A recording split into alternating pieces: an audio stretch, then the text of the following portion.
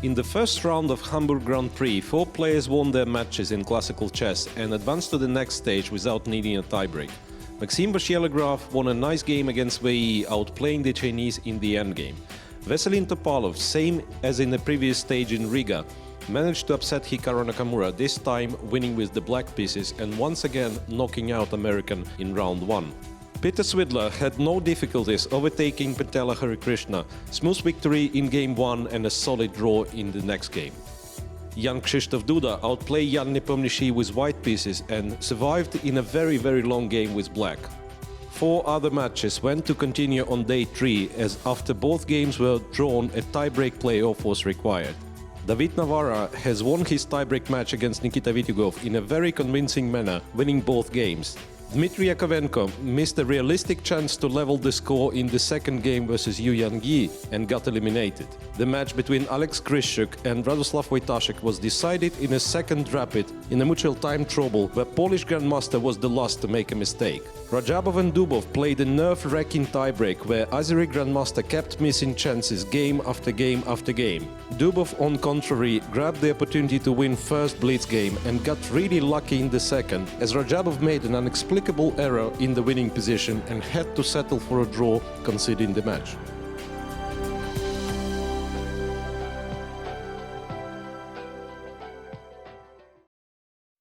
Good afternoon, everyone. Welcome to a live coverage of Hamburg Grand Prix. Today we have game 2 of round 2, or the quarterfinal if you like. 8 players left in Hamburg. Today will be a second game of the second round, and well, very likely tomorrow we will see a tiebreak again. So, yesterday it was an exciting day, but only one result. We had seen Veselin Topalov has lost with white against Maxim Vachier-Lagrave. So pretty much the reflection of the previous stage of the Grand Prix in Riga, where once again those two met in the in the second round, and as well Topalov has lost with white. As per usual, the first move by the VIP guest, this time it's no one else but Frederick Friedel, the founder of ChessBase. So this guy has to know how to move the pieces. E4 in the game between Peter Svidler and Daniil Dubov was played by Frederick Friedel. So, Svidler against Dubov, already mentioned. So Peter had seemingly no difficulties making a draw yesterday in his beloved Grunfeld defense. So today he's going to play with the white pieces, and indeed E4, the game has started. David Navarra plays against Alexander Kryszczuk, and Jan Krzysztof Duda has the white pieces against Yu Yang-yi. Well, we might want to take a look at the brackets sometime later, because, well, yesterday I remember saying that in a possible case of Kryszczuk versus Maxim Vachier-Lagrave semi-final, that will be very important for the overall Grand Prix standing. And then I've mentioned that in the lower bracket, nobody has a chance, which wasn't true, indeed. Yu Yang-yi, it turns out it's only his second appearance, so he has scored only 2 points so far, but it's only his second appearance. So if Yu Yang-yi makes it to the final here, and then does well in the last remaining event in Israel, he might as well qualify to the candidates. So those are the brackets. As you can see, Maxim Vachier-Lagrave wins against Topalov. All the rest finished in a draw. So the games started, and before we actually move to the playing hall, before we will start analyzing some chess, let's once again mention those who made this event possible. So the partners of the Grand Prix cycle: Fosagro, strategic partner of the Grand Prix series; Algorand, official blockchain partner of the event; Pelasieta's Shipyard, official partner; and Kaspersky, the official cyber security partner of the cycle. Well, the pairings for the second round, once again, a lot was said already about Maxim Vachier-Lagrave and Veselin Topalov. Really tough Topalov's tasks seem to be. Well, in Riga, in pretty much the same situation with black. He opted for the Sicilian.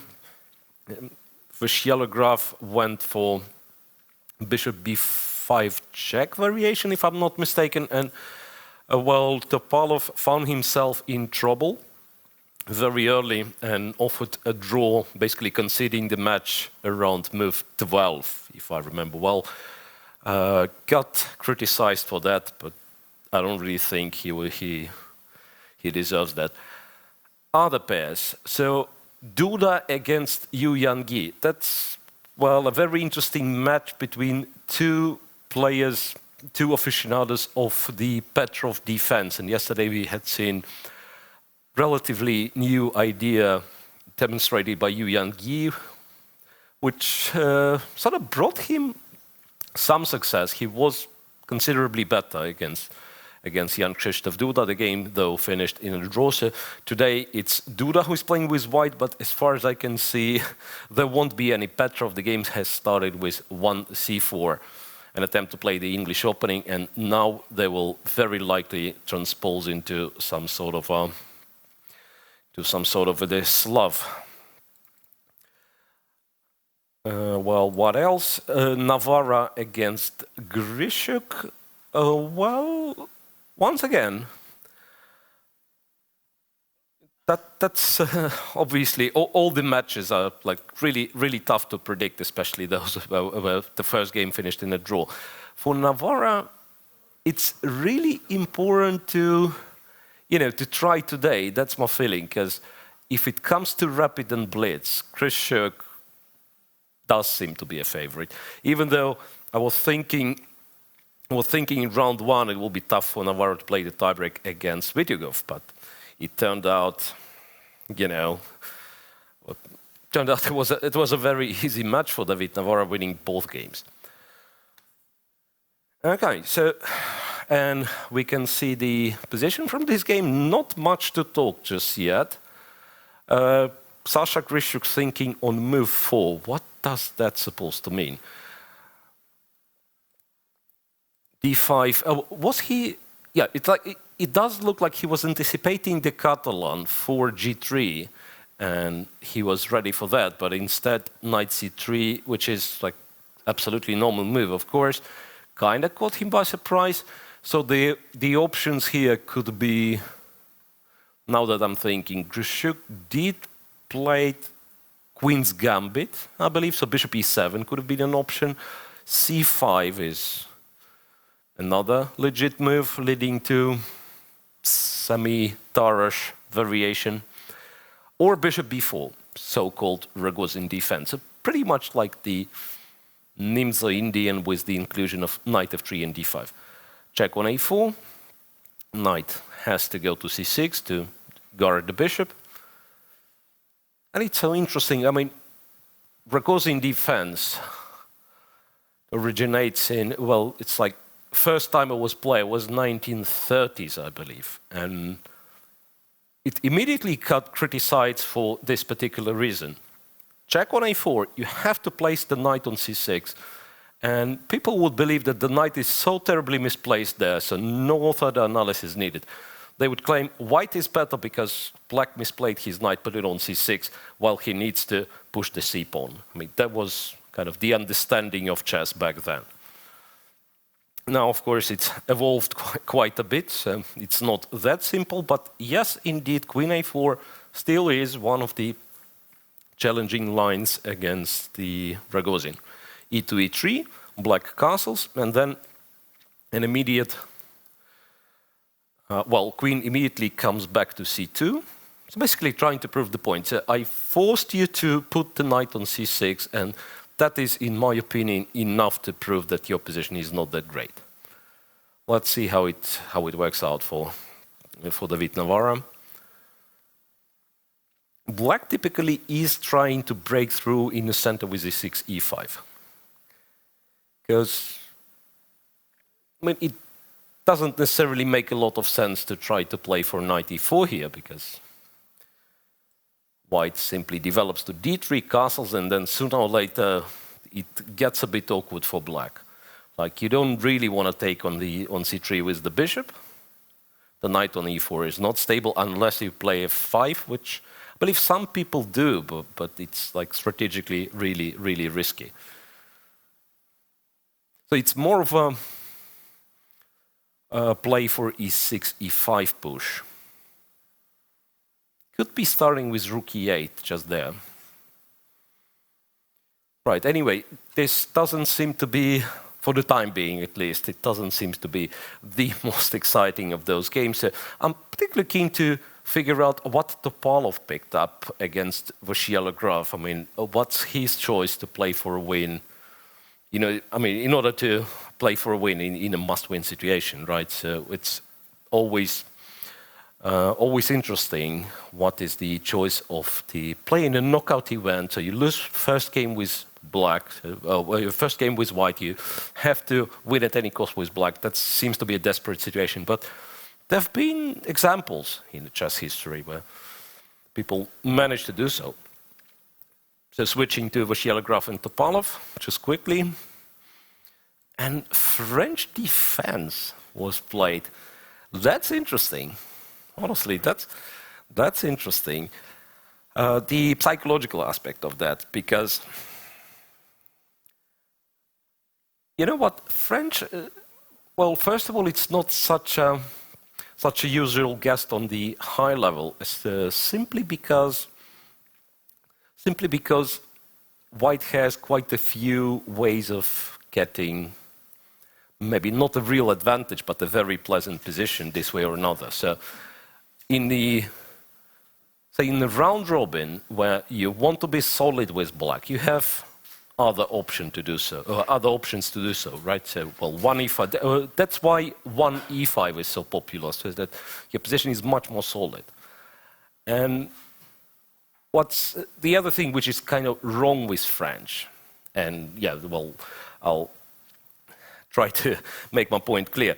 The other thing which is sort of wrong with the French, that you can't really be playing it in the open tournaments all the time, because when you play the open tournaments, yeah, and well, being one of the, say, you cannot play it like being one of the favorites.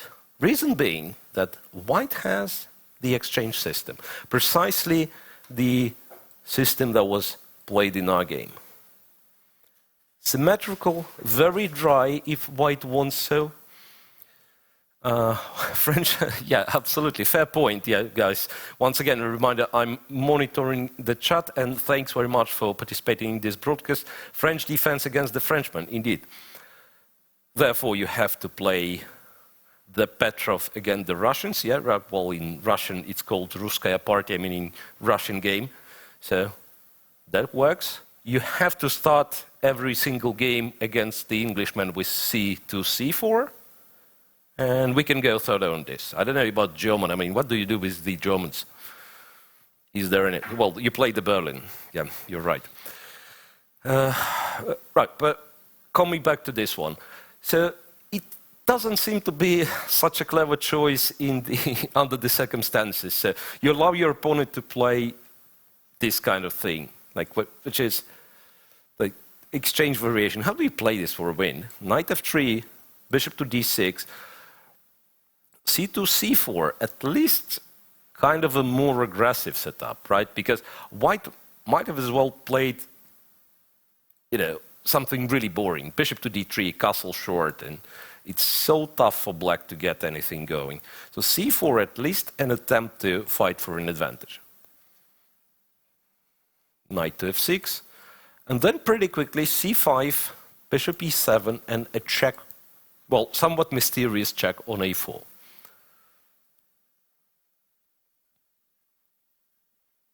Is this final? Not really. It's a quarterfinal, also the second round.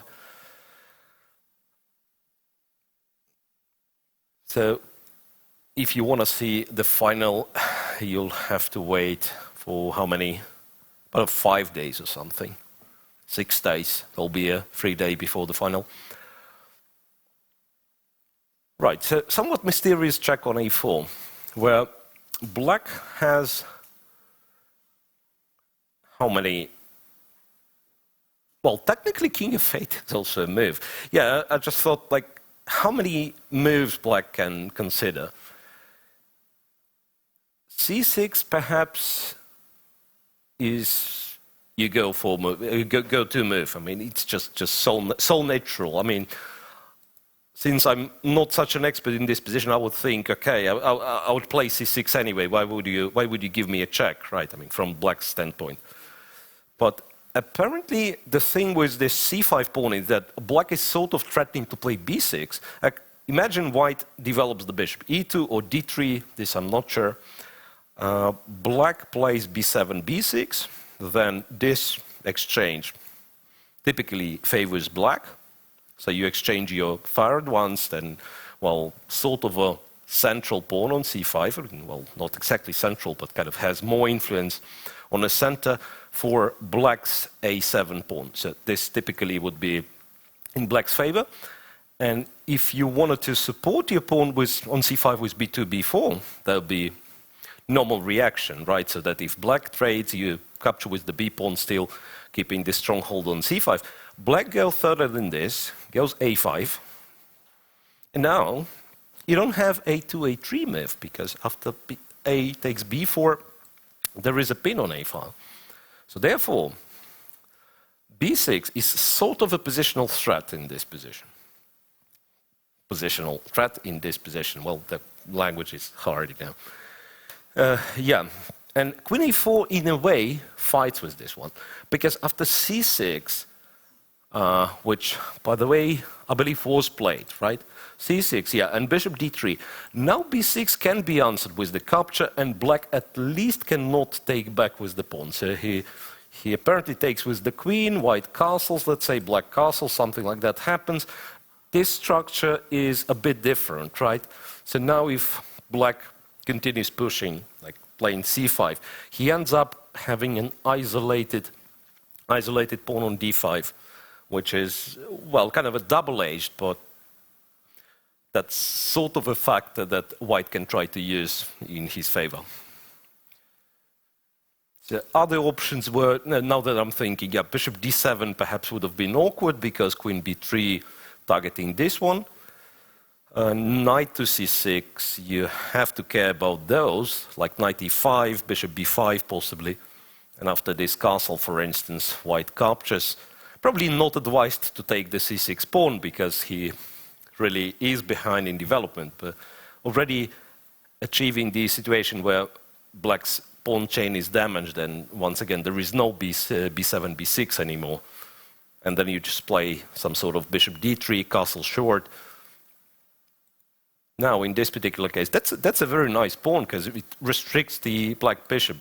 Black bishop would be really lovely placed on d6, but can't do this. So c6, bishop to d3. That'd be really, really tough. It's, as I've already said, I mean, the task itself, not to win. I mean, once again, well, in such situations, when you've lost game one, you're not thinking about how I'm going to win game two. And that's not the right way of thinking. You're thinking, I mean, how am I getting a playable position? I mean, at first place. Then, yes, of course, you'll fight to try to win the game. But the first place, you kind of consider, okay, this opening. And then if he wants, he has a forced draw. So this is out of question. This opening, and yeah, and somehow the Topalov has come to play the French. It could be that he was not anticipating the exchange variation, because this line, ed5, ed5, is not considered to be challenging, and it shouldn't be the main line Maxime Vachier-Lagrave has against the French. So in a way, Topalov was hoping, okay, for his opponent to be principled, to play what's the main line considered to be nowadays? So knight to c3, you know, bishop b4, e5, all this sharp nonsense.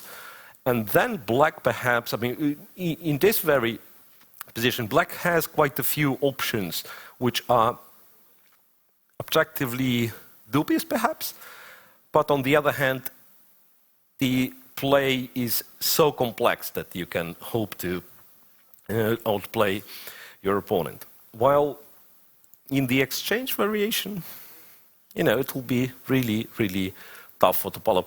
He has played knight f6 to e4. Perhaps trying to complicate matters. I'm wondering what's going to be his reaction to a move like knight to c3. Because capturing there, on one hand, might seem to be an achievement, because you double white's pawns, and then you plan to play b6, but the problem is that you can't really... Okay, so black's the move. Say black plays b6. If black would have been able to capture with the pawn, he would get a better pawn structure, but I don't really see the way. So, I mean, b6 needs like million billion moves to be prepared to be prepared in million billion moves. So you have to develop the bishop, move the knight, and only then play b6. It doesn't work like that. And if you play b6 now, takes, and you have to take with the queen, here we go. Once again, it's a symmetrical structure, and white always has more options to simplify, which is not a disaster if you're playing a round robin and you try to hold the draw, but under the circumstances, it's just unacceptable. So I suspect after knight e4 was played, and in case if white goes knight c3, Topalov would be looking for some ways to hold this knight on e4, and then bishop f5 doesn't seem to work because of queen c2. So white gets to attack the e4 knight once again. Black has no pieces to guard on e4. Knight c3 is answered with bishop f5, where black is just in a really bad shape. So I suspect he will have to play f5, which is obviously very, very risky, leaving the e5 square. But at the same time, this knight on e4 is a stronghold. It cannot be really taken anytime soon because f takes e4. And then black perhaps will try to play for some sort of an attack. So interesting, really. Knight e4 played, here. Knight e4 played, and this causes Maxime Vachier-Lagrave to think for the first time in this game. Not sure how does that compare to the Petrov. Yeah, I can actually see people mention Petrov in the chat. Yeah, the Petrov way, precisely, knight e4 and f5. So I'm trying to... Yeah, let's do this together, guys. So I believe we are talking this line in the Petrov. So where white captures on e5, goes back. Here, how is it played? d4, d5, bishop d3. I believe that's the line with bishop d6 we are talking about. Castles, castles. c4, c6, knight c3. Now, you can't really go f5 like this, right? Some rook e8, then bishop g4 later, and only then they play f5. Yeah, the difference with Petrov is that the bishop, I believe the bishop always stays on this diagonal when you support the knight with f5. So really am curious to see. Yeah, and I was thinking of, say, if white for some reason doesn't doesn't play knight c3 but castles instead, and then bishop g4 connected with f5 idea would be sort of more harmonious setup. So you first get your bishop out the chain and then you support it with f5. But then knight e5 is a problem. So new position, you guys say in the chat, knight e4. Yeah, knight e4 is sort of a new move. Could be, but I don't really think that's like a deep preparation by Topalov. It's just it's more of a trying to surprise the opponent at the very early stage. And I suspect, once again, if you have the database at home, you can check that queen a4 check is already quite a rare move.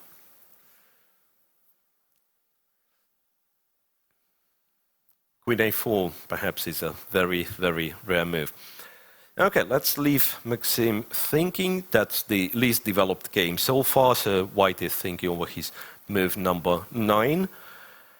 Swidler and Dubov already played 14 moves.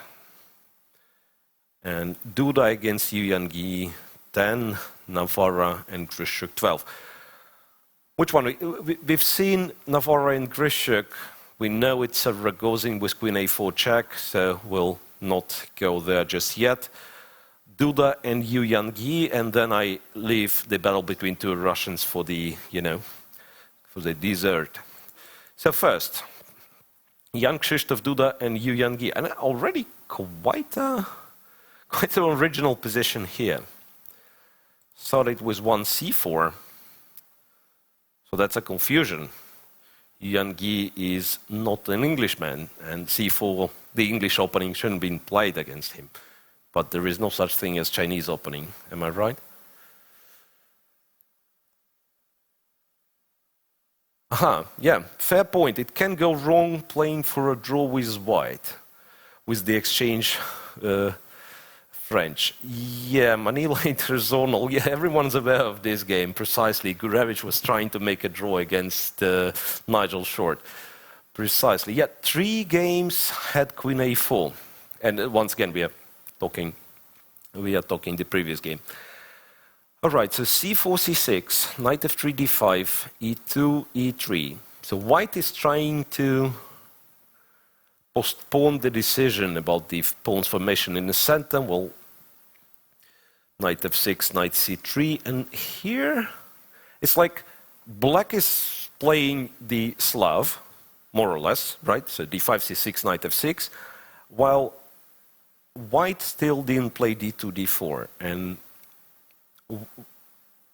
it is kind of different, because in case of bishop f5, for instance, it immediately gets problematic because White captures there, goes queen b3, and I believe already here you do have some problems because b7 is hanging. There is no comfortable way to guard b7. So no bishop f5. If you play e6, then d4 would transpose to Meran variation of the knight bd7. But White has different setups connected with b2, b3, bishop to b2. Say, I believe something like that was played quite a few times. Queen c2.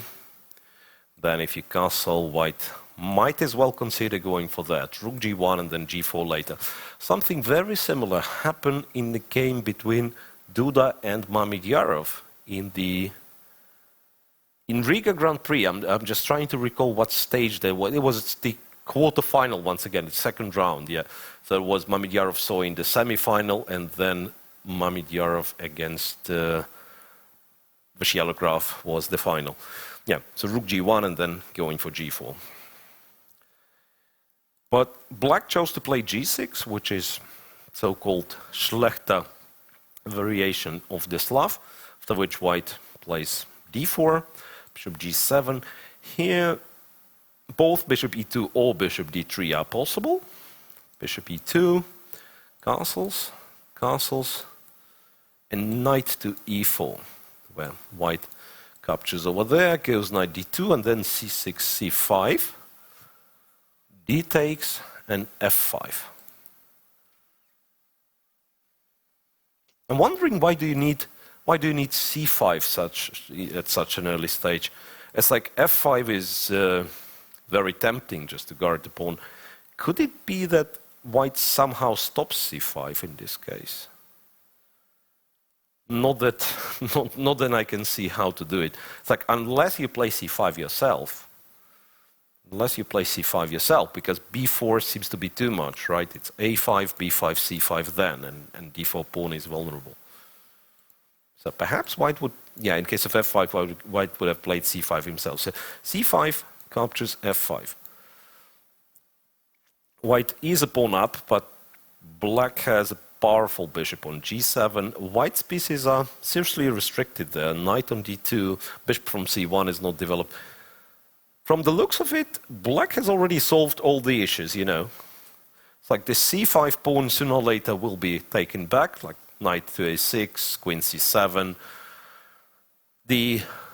Perhaps the only way to try to keep the pawn alive would be to go rook b1, preparing for b2, b4. But even then, no, black goes a5. a3 is not that great because black has a4. At first I thought, yeah, a5 is answered with a3, and then you play b2, b4, support the c5 pawn. But no, black goes there, then plays queen c7, captures c5. And maybe c5 to stop f3. Let's see. So you mean like an immediate f5 is answered with f3. He could still play c5 in this case. Could still play c5 in this case, it seems. Not sure really. Yeah, but from the looks of it, as I said, already this one looks pretty nice for black. So I'm not sure what's the big point behind Duda's opening idea. That's precisely the point in the game when I would start thinking of, you know, comfortably equalizing with white. Because if you give black a few more tempi, like to regain the c5 pawn comfortably, to develop the piece, you might end up being worse straight from the opening. Okay, and finally, the game between Peter Swidler and Daniil Dubov. So far, the only information we have is that one e4 was played by Peter Swidler. And here we have the main line in the second knight c6 Sicilian, which nowadays is bishop b5 and not d4, for whatever reason. Bishop to b5, g6, swap here, bishop to g7. So far we had seen it only once in this tournament, I believe, tiebreak game between Rojabov and Dubov, the one that went really terrible for Dubov, but he managed to save it in the end.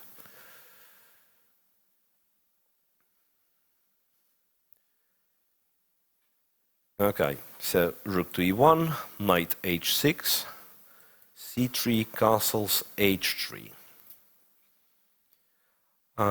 That's the game.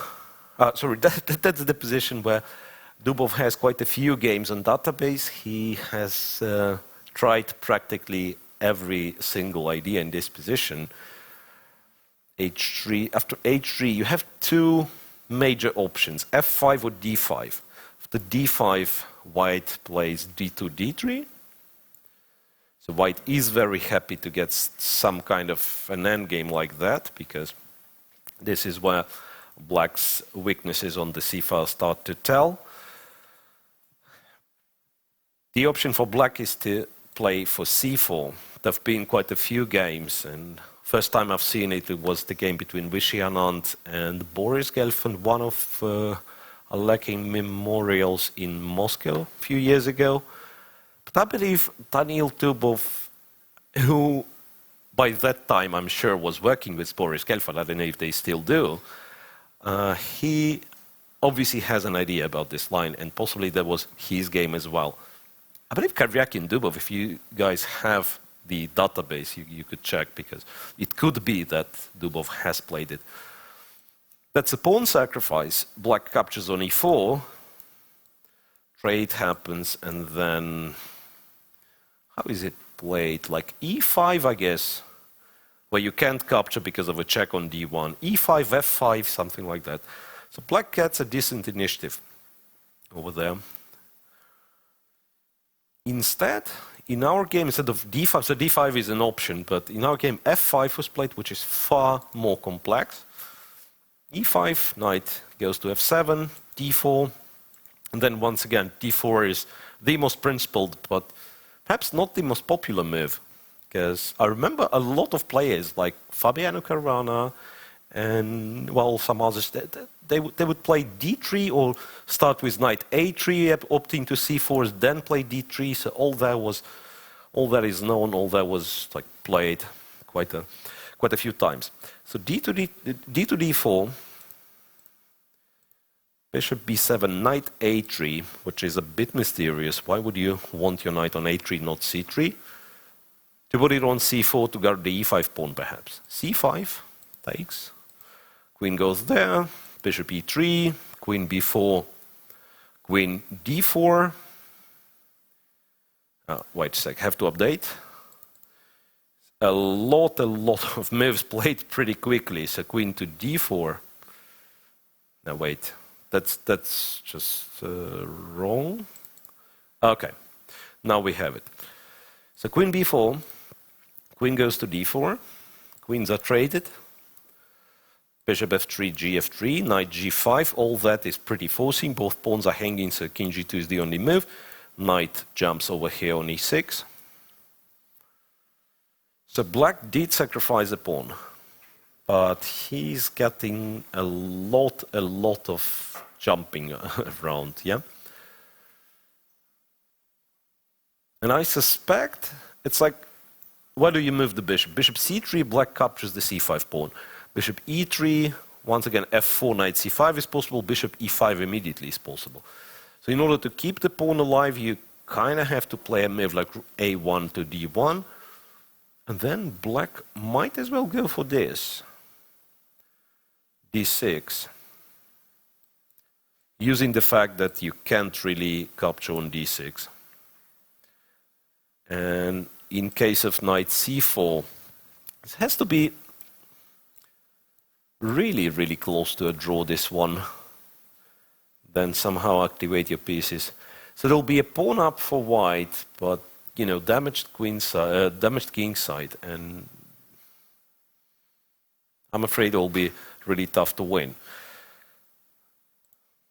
So rook a d1 is an option. Knight to c2 perhaps might be a move, which by the way still allows this sort of d7, d6. And Dubov, I believe, reached this position really quickly. Update the board, people say. No, it's not, knight e6 was the last move as far as I can see. The question about keep pair of bishops in exchange for a little worse position, what game is it referring to? Not sure. I don't really see... No, I mean, not here.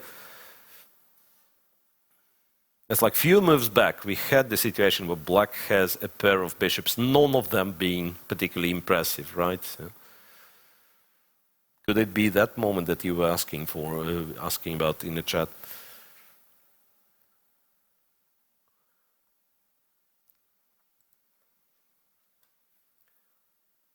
The other thing I'm kind of debating, can white give the pawn back, say play bishop c3, after knight c5, play a move like rook a d1, and try to claim that this is a better position?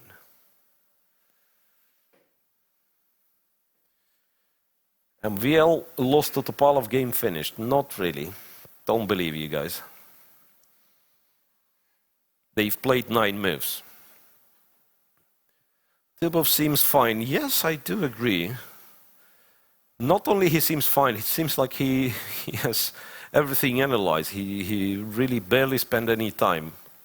If I see correctly, he's on like 1 hour 30. Was there such games? I'm really, really curious.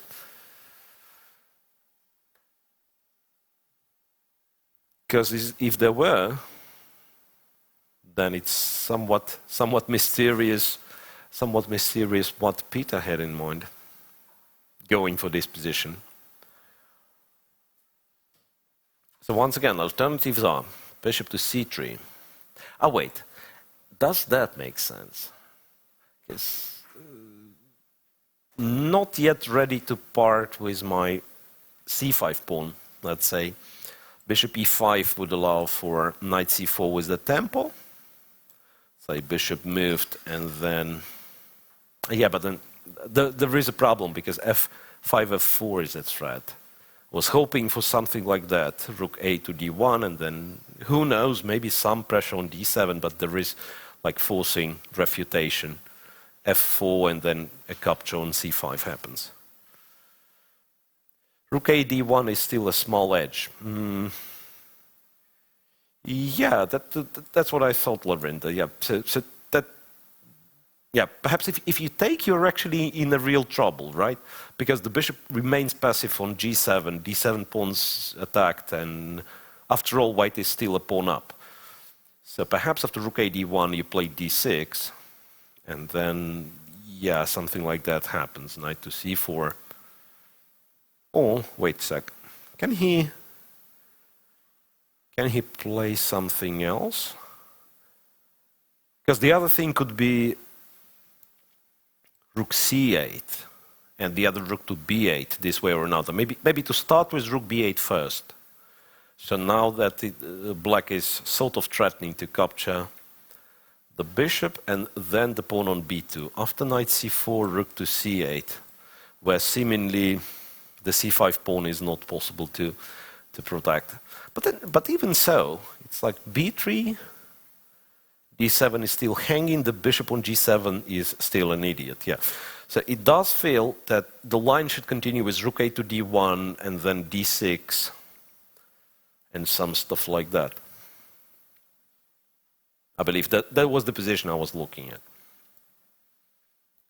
Then, yeah, you kind of have to grab the bishop first, because in this case, bishop e5 is possible, and white is just a pawn up. So if you first take over there, then take over there. You know what? It's a pawn after all.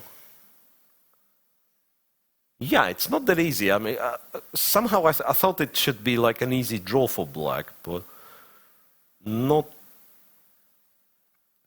without a further analysis. So basically, you're not stopping your analysis here. So it's either Dubov knows it further on till some rook endgame where he is a pawn down, but he knows how to make a draw. Then, well, suggestion in the chat to sack a piece. Let's see if it works, because I've briefly considered, but thought it's not serious. To capture there, black has to take on d4 with the knight. We capture on e7. Rook to e8. And what do we do here? Knight c4, knight d6 would be nice, but perhaps we are not on time in this case. Are we? Knight d6 is a threat, though. Knight back to c6, rook to d7, still threatening knight d6. Oh, well, this tactic might work, in fact. I mean, if white gets to play knight d6 and capture the rook, white is much better. Because not only he has the pawn on e7, but 3 versus 1 on the queen side. Okay, but then it's serious. Well, request to switch to this game or another. Yes, MVL game for sure, and as well, let's perhaps visit Grishuk just for a sec, because we've only mentioned that it was a Rogozin, that much we knew, but then yeah, it's kind of didn't pay any attention after move 7. They've already played like 10 more moves. Rook e8, precisely what I was saying. Black is looking to play e6, e5. Bishop d2, bishop to f8. Kind of saying black bishop has nothing to do on b4. And the other point to that bishop d3 now is impossible because of knight b4. So a3, black goes for e5. Swap here. Knight d5, bishop d3, captures on c3, and this setup might seem to be awkward from black's perspective, because white is castling long. Both of his bishops are pointed towards the black king. So if black plays a couple of inaccurate moves, he ends up being in a really, really dangerous position. But I believe the very next move is important, to put the queen on h4, which is surprisingly hard to drive away from h4. Point being that if you do something else, and something else typically is like, I know, wait, there is a pawn hanging, so something else would be like to play h6, then white might as well postpone long castle for one more move, play h4, then castle long, and use this pawn later, you know, to grab more space, and maybe in case of a g6 to play h5 to undermine black's king's shelters. Queen h4 is not only it does protect the h7 pawn, but it also stops the advance of white's h-pawn. Castle's long. Now he's sort of safe to play g7, g6. Once again, if instead of queen h4 and h6 you play g6, same thing. White goes h4, threatens to go h5. In this case, it does seem to be a very, very dangerous attack immediately.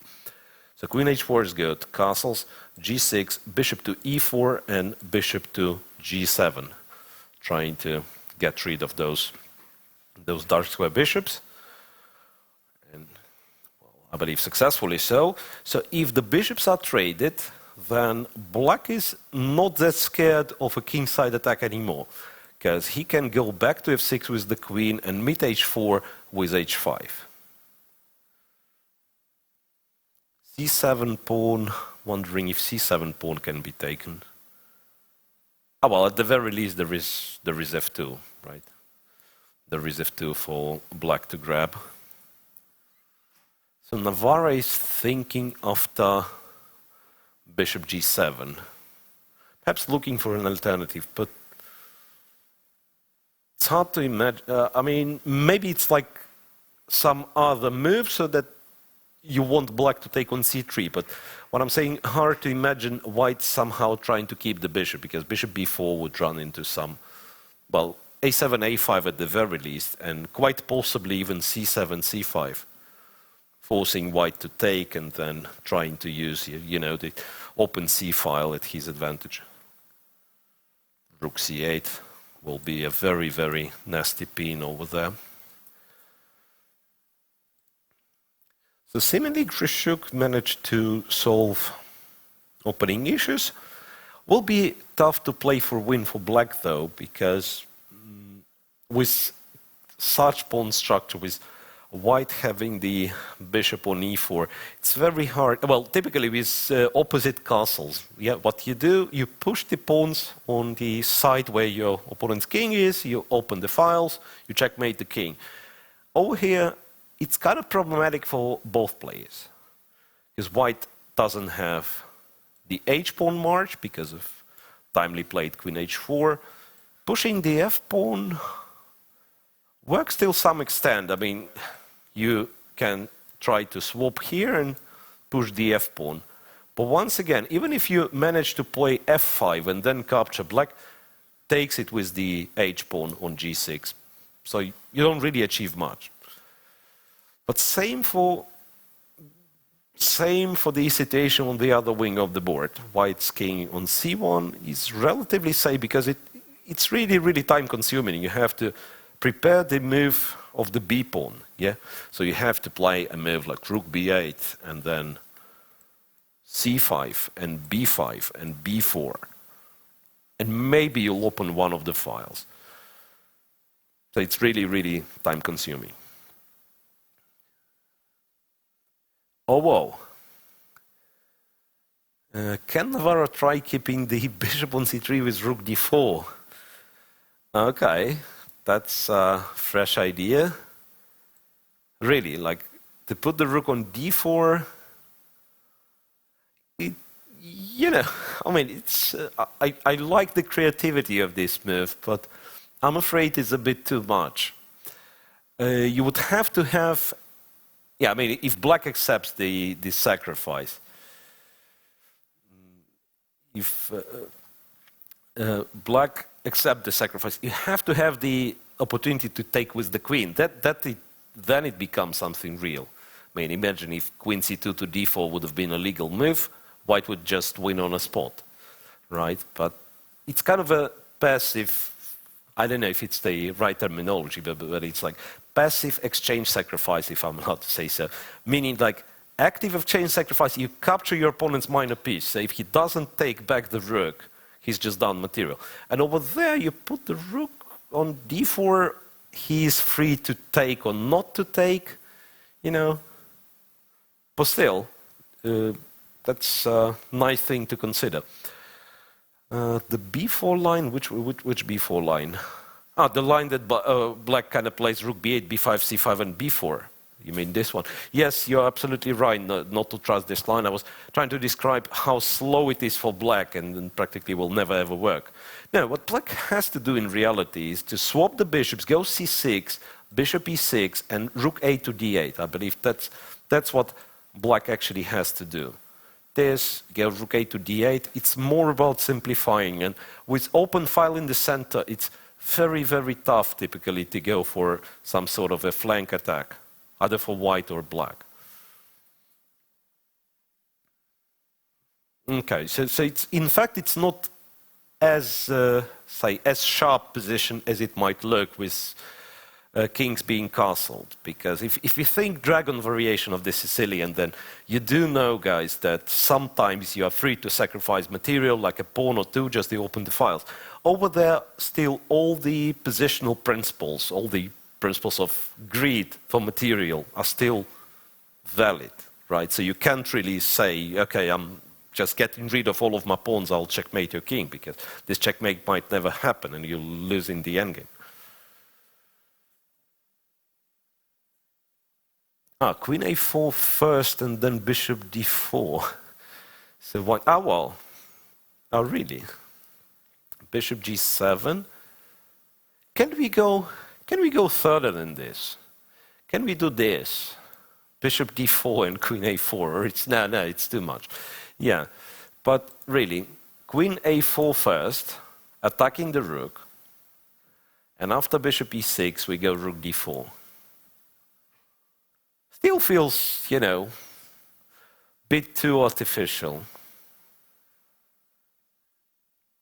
On the other hand, after bishop e6, there is a swap here, queen d4 check, just to make sure that the queen is protected on the fourth rank. Doesn't matter what black does, king g8 or queen f6. I mean, in case of queen f6, I believe we trade the queens. In case of king g8, bishop to b7, attack the rook, and force the queens trade. So if queens are traded, white is just safely pawn up. So lurking around this rook d4 idea, we actually have spotted an interesting attempt from white to go queen a4. I'm not sure what black has to do in this case, because c6 doesn't seem to work because of bishop takes c6, and the queen has to, well, the queen on h4 is hanging, you have to capture. What's black's reaction to queen a4 has to be? So once again, if he moves the bishop, there is bishop to g7. Then check on d4, then bishop b7. If he goes c6, there is bishop c6. The rook is hanging with the check, so no bishop c3 nonsense, right? Might as well have to go to d8, but then we trade, we go other rook to d1. Looks very, very attractive for white.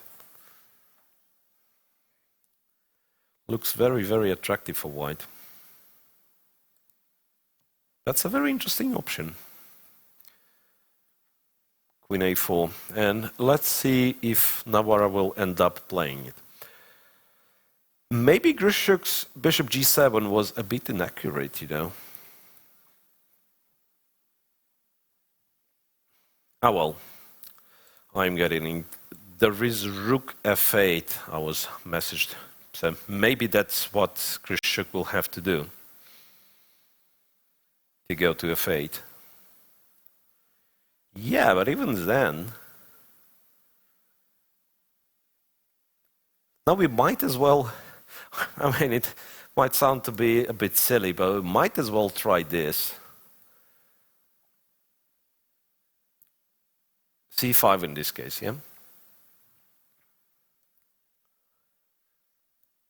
Point being, yeah, let's illustrate. I mean, you do understand that probably this rook doesn't have to be taken.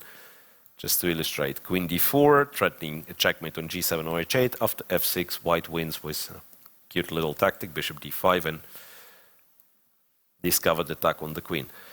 But yeah, once again, coming back to terminology issues, that's a passive exchange sacrifice, so black is not obliged to capture the rook, he'll take the pawn on f2. Doesn't seem to work. Anyway, queen a4 seems to be an interesting idea. And as per a lot of requests, let's go back to Vasilegraf and Topalov. After all, that's the only game where one of the players needs to win at any cost.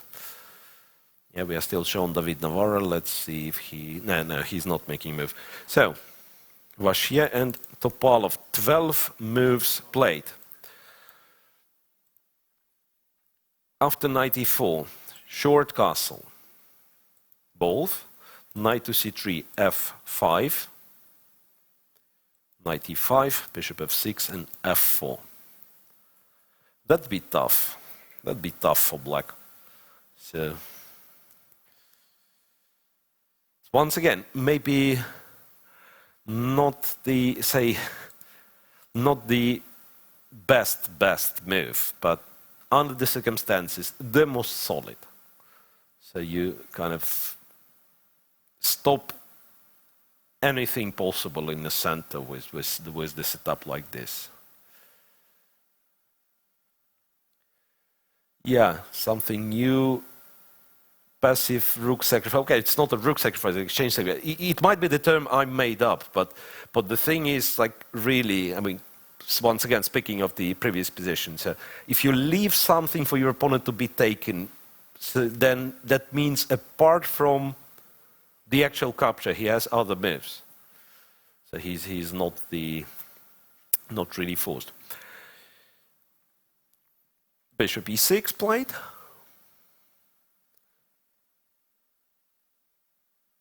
I'm trying to picture this scenario under which black gets any kind of chances to play for win. So far having difficulties imagining it.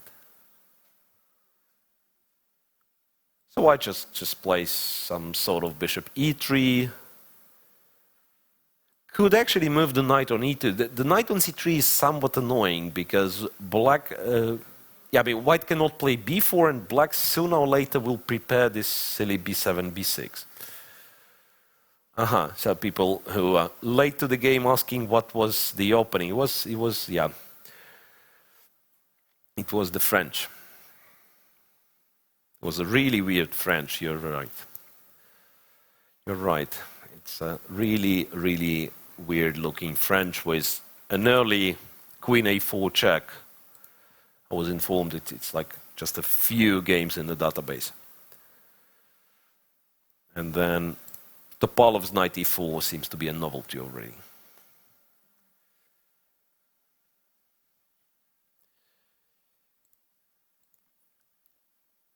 And bishop e3 indeed was played. So once again, this scenario in which black will actually get some sort of a chance would involve black playing b7, b6 and being able to take with the pawn, which is not happening anytime soon. In this case, the rook is hanging. If you play knight to d7 first and white, does something reasonable, say rook c1, then b6 is problematic because of the weakness on c6. Other than that, what else do you do? I mean, you can take on e5, but this might end up being just a worse position.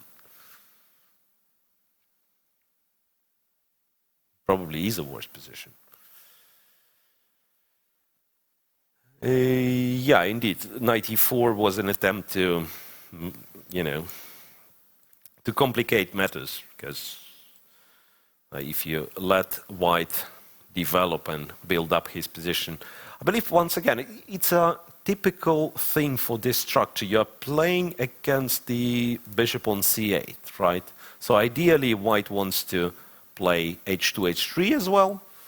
So most desirable squares for this bishop to be developed would be f5 and g4, and then one of them would be covered with the bishop from d3, then the queen returns to c2 if needed, and the other one will be covered with the pawn which is moved to h3.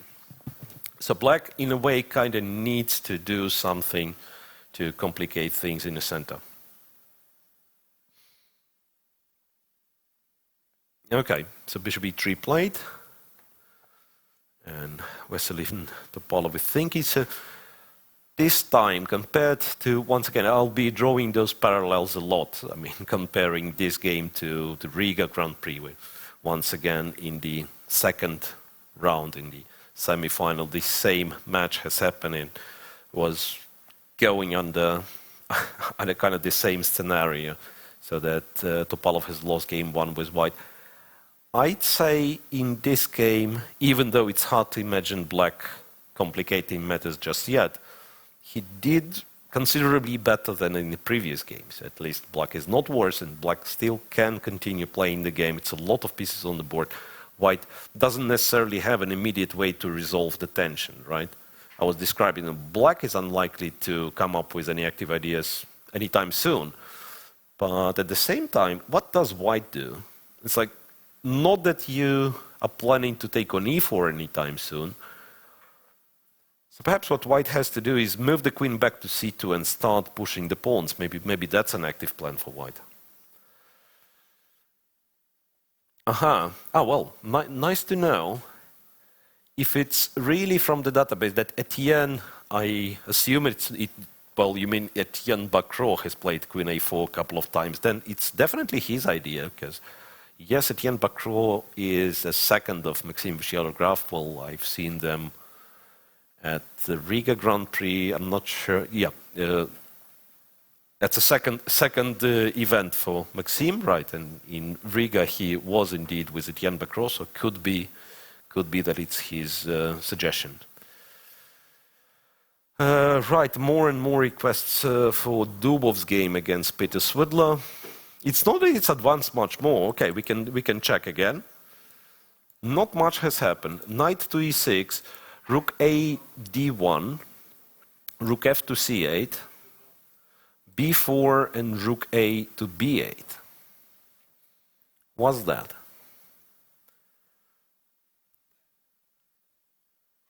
b4 pawns hanging. Knight c2. Oh no, wait. Bishop c3 is perhaps answered with this. And then if you take knight captures on c, or rook captures on c5, yeah, knight c2 seems to hold everything together, right? Guards the b4 pawn, guards the d4 bishop. In case of a5, white similarly has a3. But after knight c2, there should be something with d7, d6. Not sure if immediately or after the capture. That's the thing to try. Knight takes d4, white captures with the rook, wants to, to solidify by playing f4, moving the knight. After all, white is still a pawn up. And then black plays d6. Then black plays d6, and that's a big question. Because what you want to do, you want to take here, second exchange, or the rook, possibly the rook. How about sacrificing the whole rook? Is it ever worth considering?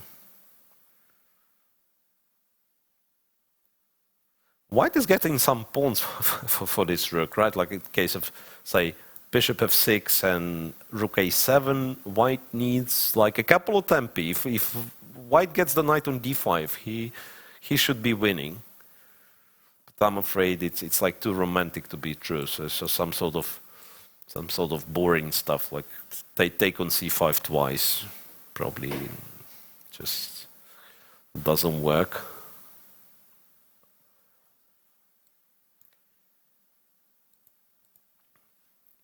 Yeah, but I'm wondering what white's supposed to do otherwise. There's not that many options, it seems. Knight is really awkward on a3. a5 in case of bishop c3 kind of destroys the whole pawn's formation on the queen side. So in a way, white is forced to do this. Well, kind of not forced, but if he's fighting for an advantage, right? d7, d6. Yeah, players' names. Yes, guys. Players' names are wrong. That's a game between Svitla and Dubov. E takes d6, bishop d4, and the other attempt could be to capture with the knight here. How do we do it? How do we do it so it makes sense? Because here, once again, I don't really see white succeeding. There was an intermediate d7 in this moment. Maybe this could work.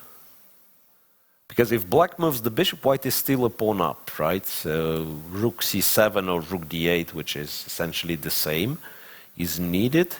Then we grab this guy, threatening c6, so d7 has to be taken. Then we put the knight on c6. At least this looks very promising.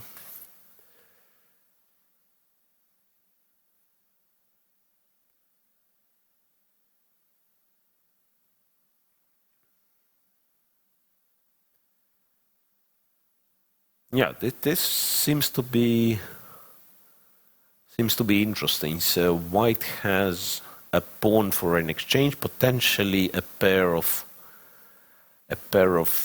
passed pawns on the queen side. Honestly, it's difficult to believe that it objectively works. But if there is a way for an advantage for white, it has to be connected with something like that, with some sort of a sacrifice. Because it seems he's unable to hold all of his pawns alive. And yes, so one more time, just to double check the other line. Is there any third option, I'm guessing? Well, technically there is b5, where if black captures over there, white gets to take on d7. And at first I thought it's really irritating that the knight is on a3. But maybe white can kind of gain a pawn by doing this. Because if you take on e5 with black, white captures on e7. Knight on a3, though. Yeah, it's like rook takes e5, for instance. Rook e7. Rook e7, bishop f8. You know what? Does seem to be a computer line.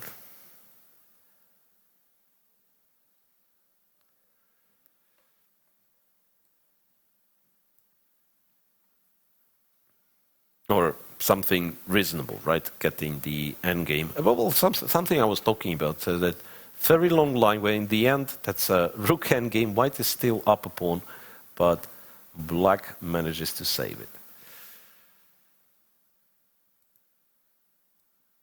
Let's see what Peter will end up playing. The clock situation, still no time spent by Dubov. And roughly 45 minutes left for Svitla, something like that. There have been requests to go back to Duda and Yu Yang-yi. Well, let's do it. Let's do it. People were wondering. I can see a lot of Polish spectators in the chat, so let's see how Jan Krzysztof Duda is doing. Poland had 2 representatives in this tournament, but Radosław Wojtaszek already got eliminated, so it's Jan Krzysztof Duda is the only Polish player left. Yeah, just like I'm checking the geography of the tournament at the start. So it was 2 players from Poland, 2 players from China, Yu Yang-yi and Wei, 1 Frenchman, Maxime Vachier-Lagrave, 1 Bulgarian. Hikaru was representing United States of America, Pintiala Harikrishna, India, and David Navarra, Czech Republic, Timur Rajabov, Azerbaijan, and all the rest are the Russians, namely, at the start of the tournament it was Vidyugov, Kryshchuk, Dubov, Svitla, Yakovenko, and Nepomniachtchi. So now with 8 players left, of course, it's once again a lot of Russian players over there, and Russian players are well, Russia is the only country which is guaranteed a semi-finalist because Swidler is playing against Dubov, so inevitably one of them wins. Knight should jump the... Wait a sec, how's that? To the pawn on e... Aha! So that explains why Swidler was thinking for such a long time. Rook a b8 came along with a draw offer, so we are assured of a tie-break tomorrow. Oh no, knight c2, and Swidler was the one to offer a draw, so he has played knight c2 and offered a draw, which was immediately taken.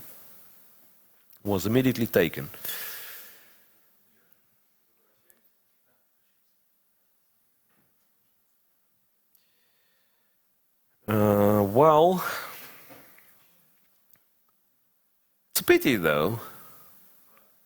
Not that the fact that the game finished in a draw, because it'll be a tiebreak tomorrow, so we will see more games from those two.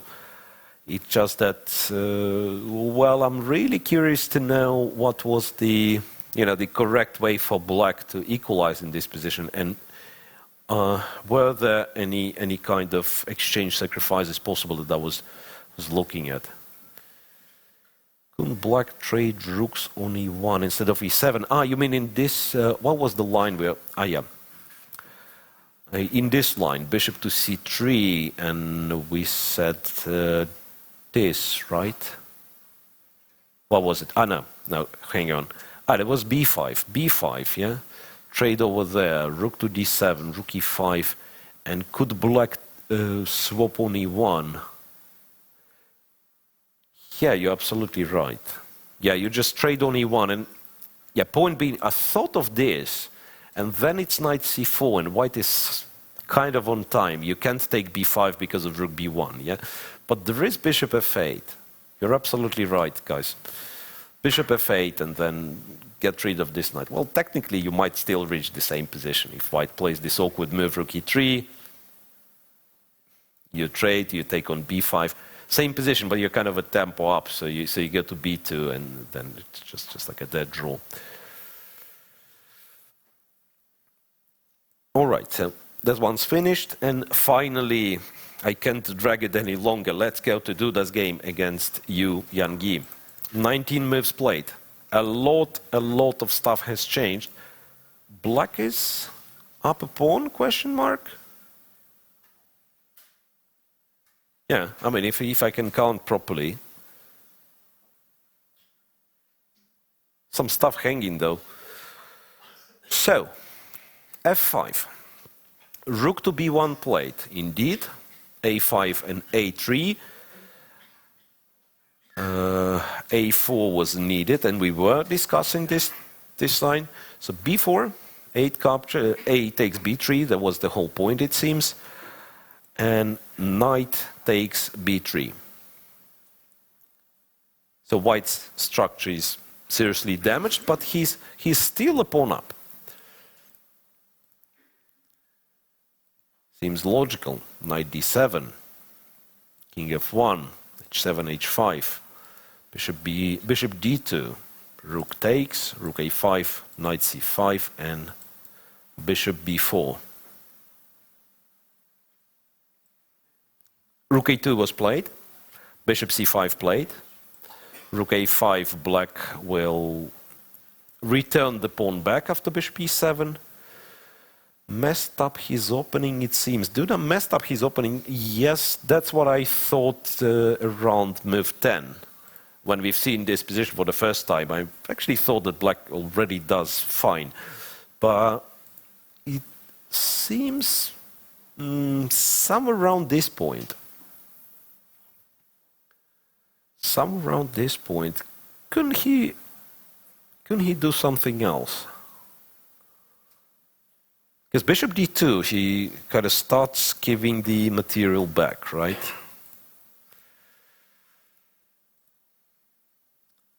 So far we have this position. Yeah, I mean, obviously rook a5 needs to be played. Rook a5 is played already.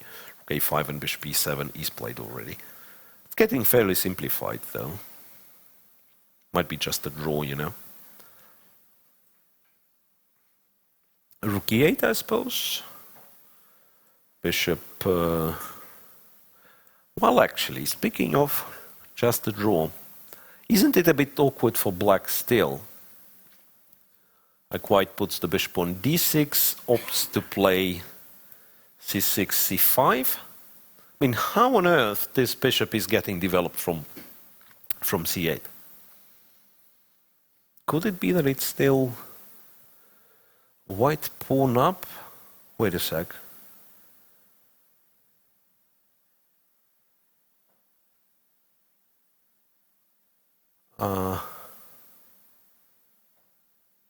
You're questioning my dead draw assessment in Swidler's game. Well, could be. I could be wrong on this one. It's like whenever I see a rook endgame, you know, active rook. You're right. Yeah, you're right. Once again, whenever we're gonna be back to, we're never gonna be back to Swidler's game because it's finished. Yeah, you're absolutely right. With the king cut on the 8th rank, it's a terrible position. That was stupid. What I said. That's like few moves. Okay, guys, I'm sorry, but I'll have to illustrate the points. We were talking this line instead of knight c2, playing b4. That's Swidler's game, which is already finished. So please pardon us for wrong names over there. So b5 we were talking, and then all that, and rook d5, and a trade here. And then let's say if I'm absolutely honest, then white has to do this, and then this, still reaching this position, right? Rook a7, then you take. And you're right, rook a7 is actually quite dangerous. Rook a7 is quite dangerous, because you cut the king, you get it over there. Was king cut on the 8th rank might be... Whatever. There should be something else for black then. There should be something else for black. So Duda's game seems to peter out to some sort of, once again, well, fairly simplified. Maybe in the end there is something for white, but just a marginal, marginal advantage. So not all that exciting. Vashyalegraph Topalov, all the pieces on the board are very hard to make progress. We've seen this, like knight on e4 supported with 2 pawns, knight on e5 supported with 2 pawns. And eventually Navarra has made the move against Grishuk. Let's go there. Let's go there because I can see queen a4 is played. Remember we were talking about this move. So queen a4 is played and Grishuk returns the queen to e7. Okay, that makes it interesting. So no rook f8, but queen to e7. And David Navarra quickly captures on g7. Yeah, the drawback of queen e7, and you actually leave the h4 square. So now white can trade the bishops and go with h2, h4. I suppose that's what David Navarra is going to do. h4, and it starts to, yeah, h4 played. Now it starts to be a bit annoying because you don't really want to allow h5. If you play h5 yourself, then g6 is already somewhat vulnerable, plus, so I mean, maybe bringing a lot of pieces to g5 will be enough, and then sacrificing on g2. Other thing, after h5, that what white can actually consider moving the bishop from e4, so it's no longer hanging, and then trying to push the f-pawn forward. Why not queen f2 instead of queen e7? Because the rook was hanging. So one more time, because I was maybe too quick over there. Yeah, the rook on e8 was hanging. I mean, that's the whole point of queen a4. It's like a one-move threat, but very awkward to deal with it. And once again, a reminder that the natural move c6 would have lost because of bishop c6, and then you would have lost the pawn, and on this level, more or less, the game as well. Yeah, so in fact, black's options were limited to some sort of rook f8 or queen e7. Rook f8 looks like an ugly move to make, and queen e7 has a drawback of giving white an access to this h2, h4 move. Krzysztof gives a check on c5. What's that? I suspect the idea is to play bishop f5 in case of king b1, so that the bishop on e4 is pinned.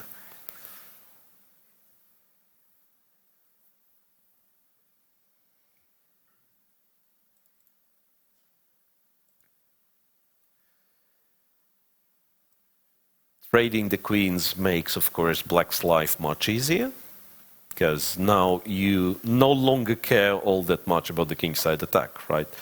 So if, say, king c2 played, black might as well just play c6, bishop e6, and not to react to h4, h5 at all.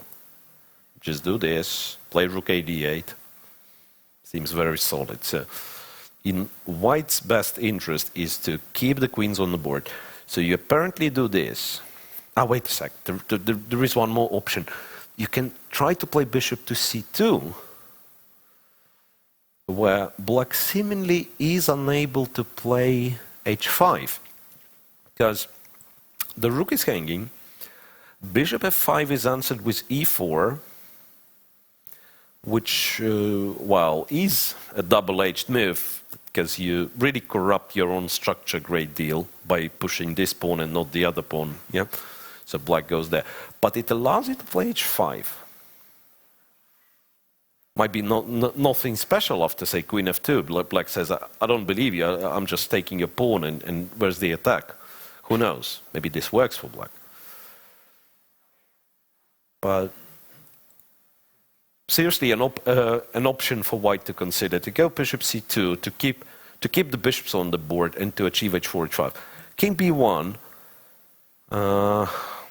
runs into bishop f5, where you can still play h5, it seems. Where you can still play h5. And sometimes, even with only rooks and queens on the board, this kind of attack should not be underestimated.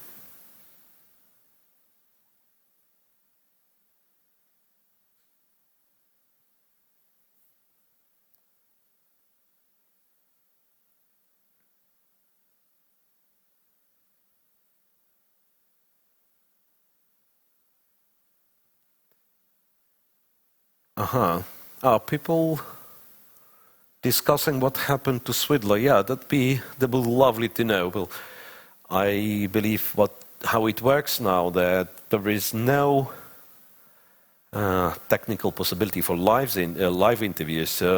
Players are interviewed, and then we'll show those interviews like after some time today, or possibly even tomorrow. But we will hear the explanation from Peter. That's for sure. So after a check, yeah, the endgame doesn't seem to be all that appealing. So probably what you do is you do this. After bishop f5, you play h5.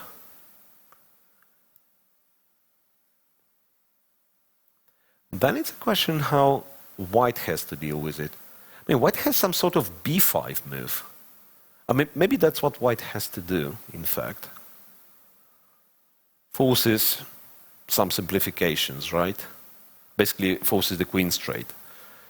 Say queen d4. Yeah, queen b3 is really awkward, right? Might as well take with the rook in this case. Trade on h1. Yeah. So b5. Okay, that seemingly is the answer. b5, queen d4, trade on d4, and he goes c5. And then you take on e5. So the whole line doesn't really work. Cool. Because at first I thought, yeah, you trade the queens, you trade on e4, and you're supposed to kind of hold the endgame. But no, you have c5 move, and then it's actually white who has to be careful, because he has to go back to d1, and then black captures on e4, wins the pawn. All right. At least managed to figure out something. By the same token, this is not that attractive. Black, at the very least, let's say we go king a1, right? Black, at the very least, can play h5. And quite possibly, he might also take on f3 and not be afraid of h4, h5 attack.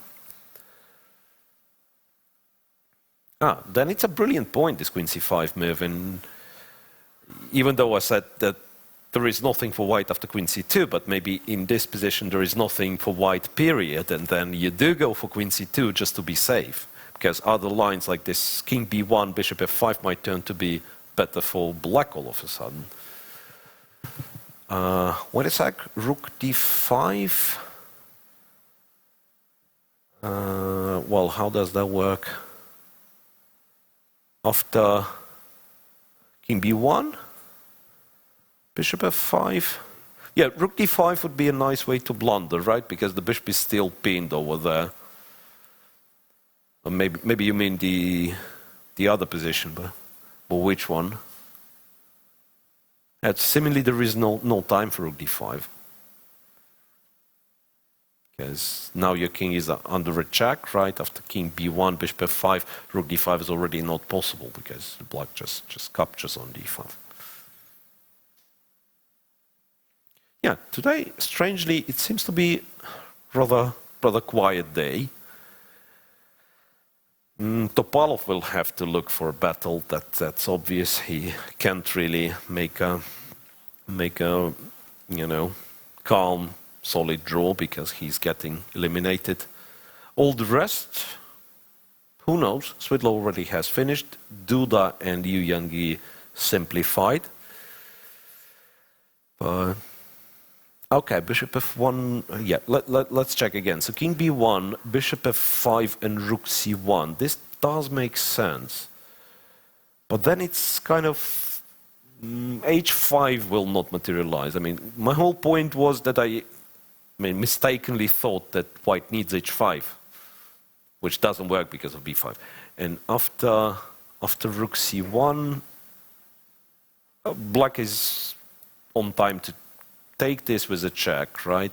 Go queen e7, and then e4 pawns hanging, and after f3, black plays h5 himself.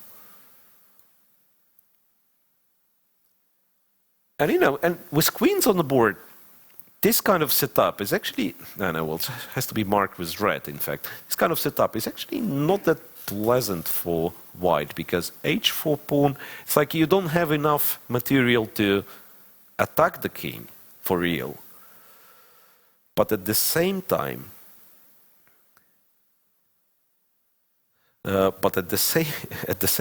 it's like the pawns are weak, right? So it's not enough material to attack the king, but at the same time, it's enough material for black to kind of hunt those weak pawns. One more time. So rook d5 in queen b3 line.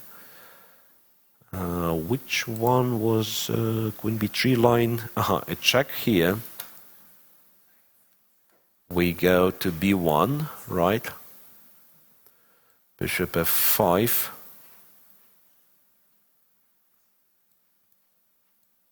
Was it this? No, but it doesn't really work, right? Rook e4. Yeah, but it's like it's rook e4, and then everything's like everything's hanging, right? In such positions where there is a threat of discovered check, you don't really go rook b5. You just lose everything.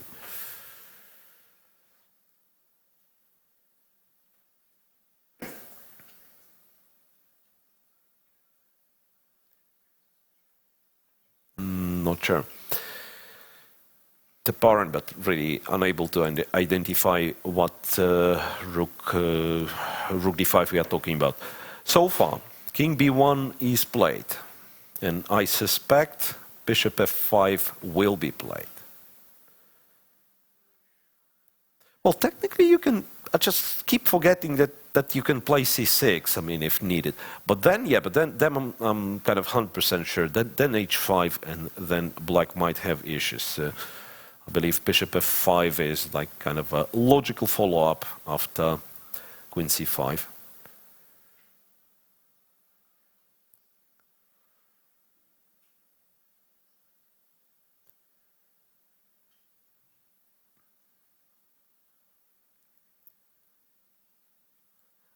This one, rook to c1, that's what we are discussing, right? Queen e7, f3, h5, and then rook c5. Oh, well, that makes a lot of sense, yeah. So we play rook c4, we put the queen on c2 to guard this guy, and then push the pawns forward. Yeah, that makes sense. And this might be played, in fact. If, yeah, bishop f5 is on the board. Let's see how David Navarra will react to this one. So one more time, let me double check. This is a huge mistake, right? Because after this trade, it's c5 again. And maybe that's the line where you've meant rook d5, guys. Yeah, maybe I'm just silly. It's like everything's hanging, but not really, because after that you are capturing on f5. But it's still, it's like black is up a pawn. It's clearly like white is not playing this one for an advantage, right? I mean, you might be able to hold a draw, but you never play this position for an advantage. Yeah. So what I've started to say that, strangely, this round, I was expecting a lot of action today, to be honest. I thought like Swidler survived with black and now he's going to try, but seemingly the opening went the wrong way. Duda and Yu Yang-gi, honestly, both of them are kind of a bit mysterious to me, those players. Like Duda can be really, really good when, I mean, especially with white pieces, if the opening goes his way, which seemingly isn't the case today. So Navarra in Krishuk, well, this seems to be an original game, but, well, quite an interesting game. But Krishuk seemingly found a way to simplify the position, and therefore I do not expect a lot of action anymore here, unless there is like some move right here, right now, which I don't really see.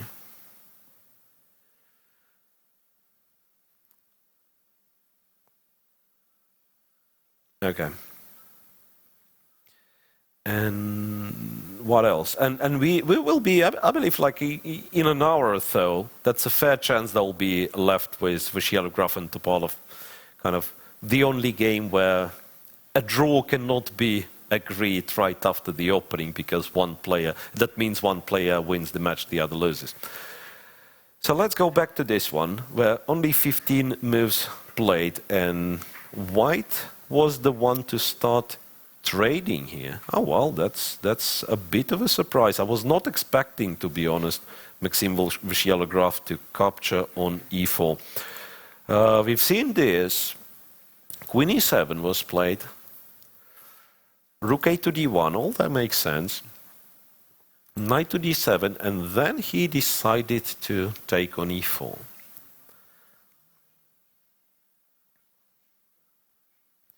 So now, kind of both captures make some sense.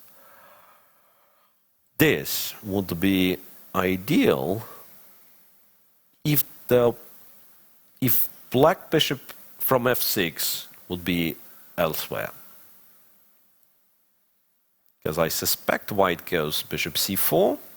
White has to fight for the d5 square in this case. Because, well, let's illustrate the other thing. Like, you go to e2, black puts the bishop on d5. Is very comfortable. And if you compare, e4, even though it's blocked, it's potentially a protected passed pawn. d4 is the backward pawn. So, maybe it's still a playable position, but at least we can say that black achieved something. So white, I believe, has to go for bishop c4, and potentially to increase his influence on this diagonal with queen b3. And then imagine this bishop being somewhere else, like in the Petrov, which was already mentioned for the few times, on c7. Then black plays knight to f6, puts the knight on d5, and that's the square you want your knight to be in. And being as it is, it'd be... Now, I mean, you can't get your knight on d5 comfortably, because if you start trading on e5, white opens the d file for his rook, and then lands the rook on d6, and practically never leaves from there. So I don't know how to... Oh, let's make a few silly moves just to illustrate one more idea. I mean, this is a huge advantage for white already. And what I'm trying to say that if by some miracle this knight ends up attacking the rook from f7, for instance, white will not leave from d6. And says, please take, so I'll have, you know, a pawn on d6 and pawn on e5. And with no open files in the position, the bishop might be even stronger than the rook. So that certainly is not an option. And once again, this kind of positions, everything seems to be blocked, but inevitably some file will be open. So that's really allows, like, to demonstrate, I mean, the way players understand the position. So how do you navigate the position? So whenever it gets open, you get your pieces on right squares.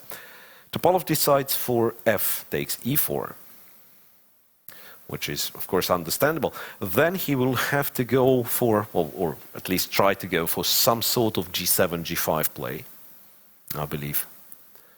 Now, white moves the bishop to e2, I suspect. And white is hoping, of course, that black will be forced to take sooner or later. It's really tough to tolerate this centralized knight on e5. If black captures, then this practically shuts down all the play, right? It's bishop g5, queen to, not sure, b3, a3, just to keep the e3 bishop protected, and trade all the rooks along the f file and just agree a draw.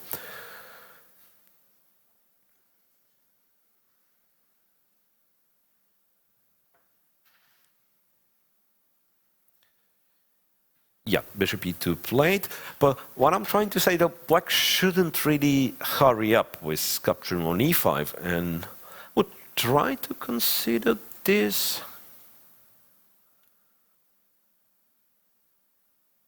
I mean, it is a very aggressive move, but it's like, you know, precisely the move the situation is calling for. You need to complicate matters at any cost, more or less. Where keeping this knight on e5 would involve playing f3, playing g3, and of course, and then capturing with the pawn, which of course you don't like doing because it kind of opens both kings. But black pieces are sort of more designed for a kingside attack, right? Being as where they are. Therefore, after g5, it actually might be an unpleasant position to play for white. I mean, unless you can do this and still hold the bishop on e3. So black gets the passed pawn, but he'll never ever be able to push it through. It's like he'll never move past e3. And then white starts trading the rooks. Could be that it's just good enough. I mean, once again, it's really, really tough to say what Maxim Vachier-Lagrave is playing for. From the opening choice, like from capturing on d5, seems like safety is the first priority for Maxim. But at the same time, he might as well at some point think, oh, okay, you need to play for a win, but I might as well. If not g5, can hardly think of any other move, to be honest. I mean, you can do more or less anything you like, but then you're unlikely to get anywhere. King h8 might be a useful move, but then white does... I mean, I want my queen on d2. Feel like queen on d2 would be nice, but not sure which has to be the route for this queen. Could be queen a5, like funny, sometimes opting for c7, then coming back to d2. So it seems like that's... Oh wait, and he has played g7, g6 instead, it seems. Yeah, bishop e2, and he has played g7, g6 instead. So postponing the g5 thing, stopping possible f4, f5 advances. But now, can't white sort of build a fortress with g2, g4?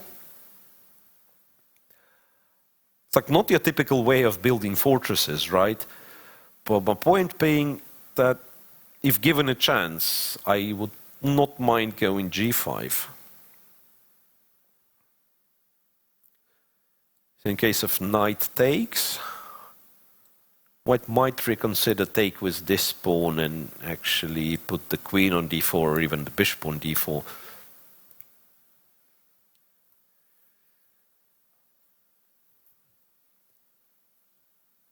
And now. No g4, that's too much. Wait, what? b4. Okay.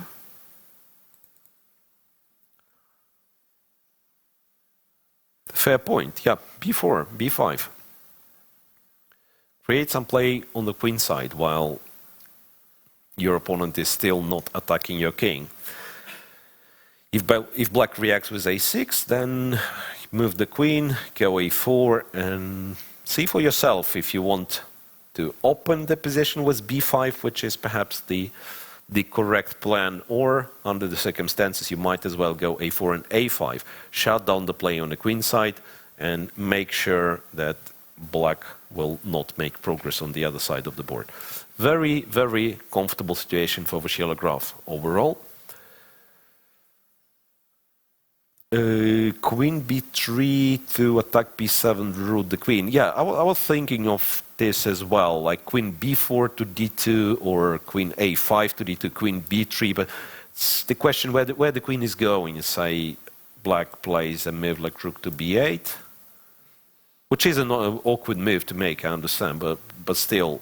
I mean, maybe you put it on c3 and then still go b4, a4. Yeah, maybe you're right. But b4 doesn't seem to be bad either, because it kind of demands reaction, right? Otherwise, white will play b4, b5 with the queen on a4. And Topalov reacted with a6. Yeah. So now, it might be your queen b3 or my queen c2, but feeling is the queen has to be moved from a4. It's kind of getting stuck there already. So you move the queen, you play a2, a4, and then you decide if you want to go for b5 or just block everything on the queen side. Okay, let's see. Let's get updated with the other two games. Duda and Yu Yang seemingly traded more pieces, so let me see what happened there. We have seen bishop e7, and I thought the position after rook e8, bishop d6 might have been somewhat unpleasant. Well, therefore, perhaps Yu Yang preferred to go with rook f7. After bishop b4, he's forced to go back to a8, but this doesn't seem to be an issue.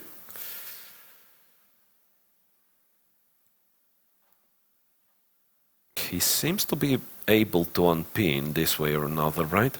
Bishop d6, rook d7. Everything is traded. Rook b7 is not the move, of course, because of rook a1 check. And the very next move, black is going to cement everything with bishop to c6. But how about that for a move? g4. That's cool. Might be overly optimistic, but very, very cool. Point being, making a luft for the king with the tempo, right?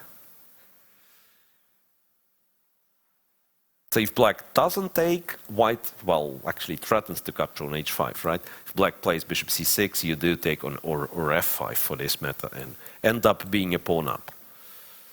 And if black captures the g4 pawn, which I believe he has to do, he is planning to take on b7 and prove that it is very, very awkward for black. Which might be right, because in case of the case of black moving the bishop, say to e6, there is bishop e5, where you're forced to play rook g8. And white is getting some winning chances by, say, playing c5, after king h6, trading everything on g7. This bishop's ending might be played for a win and could be even won by white. It's a nice move. I mean, I'm not sure if computer will agree on that, but g4 seems to be a nice try, at least. Well, chat discusses Topalov. Well, yeah, that's a fair point. Topalov almost wants Vishyagraph to start playing for a win so that he would have a chance as well, yes. And if it will be a draw, then indeed Topalov is eliminated because MVL won game 1.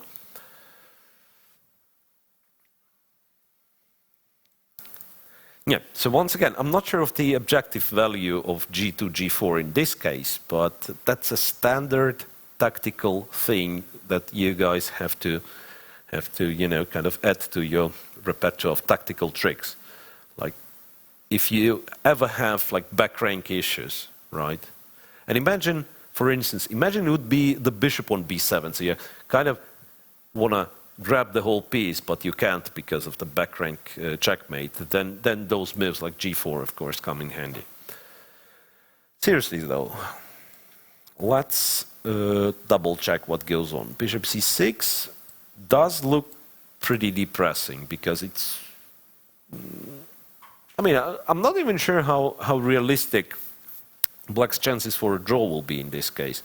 Because those bishops, they guard all the pawns. I mean, white can return the bishop back to e2, or even play c5, has no weaknesses, and still up a pawn. Maybe it's a long way to go for this h-pawn, but that's a very pleasant scenario. So if I'm playing black in this position, I would, of course, look at possibilities to take on g4 and try to go from there. But then rook takes b7 does seem to be very, very annoying. So takes over there, rook to b7. Oh, wait a sec, and how about that? Check from a1, king goes there. I'm yet to decide which pawn I'm taking on g4 with. It could be that f takes g4 is better, but... So the point was... no. Again. First I'll show what I've blundered. I thought like this, bishop c6, rook moves, rook to e1. Once again, move with the tempo attacking the bishop. What I've blundered is that after bishop c6, white wins on the spot with rook g7 and then a check over there, right?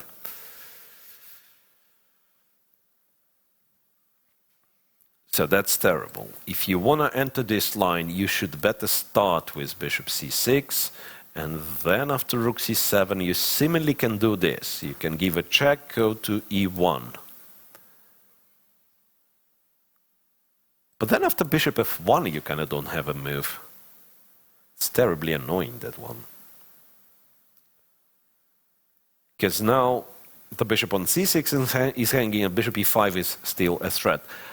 Rook a1, g takes... okay. Wait a sec. After rook g4... so you don't want to protect this guy. You want to play rook a1 to trade the rooks. Fair point. Because I was thinking of bishop c6, which allows white to take on f5. Yeah, and you don't have... Yeah, rook a1 is a brilliant find. Rook a1, indeed. Get rid of the rooks. So your king is safe and everything. White trades. White captures h5, because what else? And then you play g5. Might save black. This might work. I mean, it's still an unpleasant scenario, right? It's still white who is trying. Still white who is trying there, but it's like h3, for instance, just to stop g4 nonsense, right? Black is not winning the pawn back just yet. Because king h6, there is always a check from f8. It could be this, king h8, and in case of a check, bishop to g7. But those you really have to calculate, right? White goes c5. Are you able to go king h6, bishop e8, and take the pawn on h5? I'm not sure. That's, well, at least indeed. I mean, if not for g4, that would be like a completely dead position, right? That would be completely dead position. So really, really good find by Duda, g4. And in a way, it could be Yuan Gi got a bit relaxed. Because it could be that he thought precisely that, as I thought from the beginning, that you can't take the pawn, the very next move I'm playing bishop c6 or rook a1, game over. But yes, g4 at least adds some spice over there.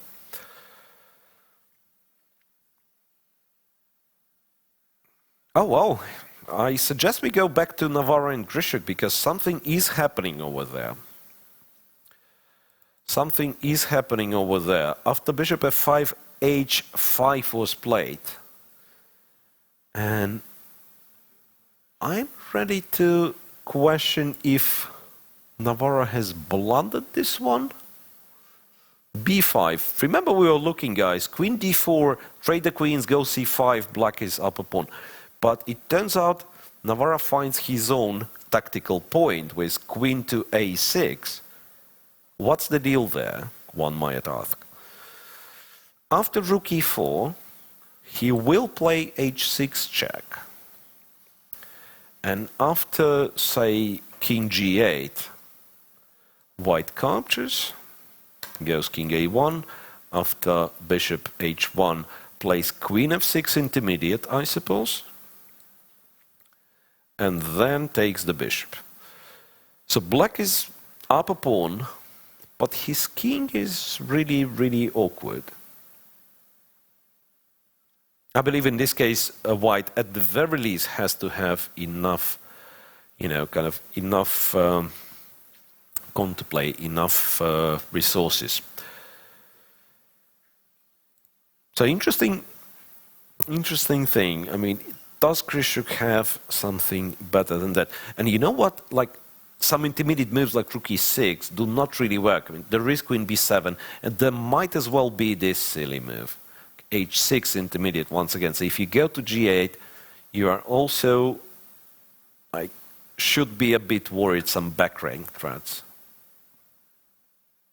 Very nice resource spotted by David Navarra. Queen to a6.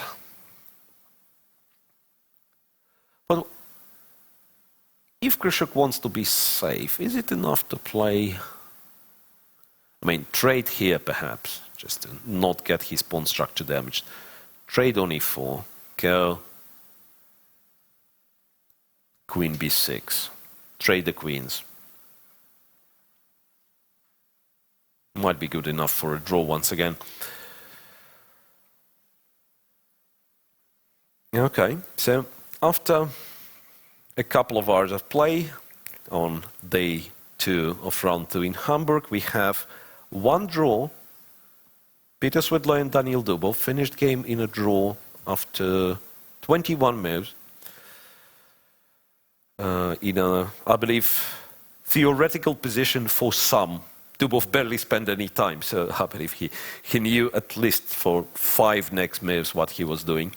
So Peter Svidler decided not to push his luck, and those two will play the tiebreak tomorrow, so 2 draws in classical chess. Other 3 games are in progress. Duda has found this g4 resource, after which the position is not yet that equal. Navarra and Grishuk, I don't really see something big happening, because very likely the bishops are traded off, the queens are traded off, so not much material to operate with left. But still, nice little resources found by both players. And Vasiliakrov with Topalov, everything is only building up. Yes, the center is blocked, so no direct clash, but Topalov will try his best in order to level the score with black. So stay tuned, guys. I'm off for a short break. We'll be back after some 10 minutes. And let's hope we'll see some entertaining chess in those games which are still in progress.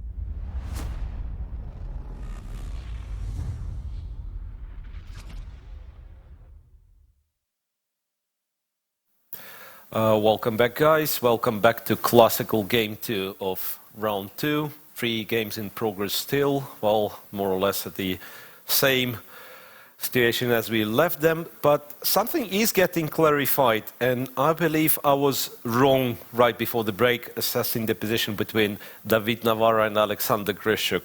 Thanks to a cute little move Grishuk has played.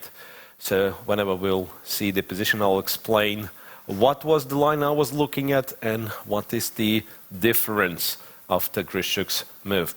So we have seen queen to a6 with the idea to play h6 and queen f6, right? I believe that was mentioned. Rook e4, that's the move we were talking about. Check on h6 given, and king to f8, not to g8. King to f8, not to g8. Difference being that after a check on e4, all those moves were played. King a1 and bishop takes h1. It seems that queen to f6,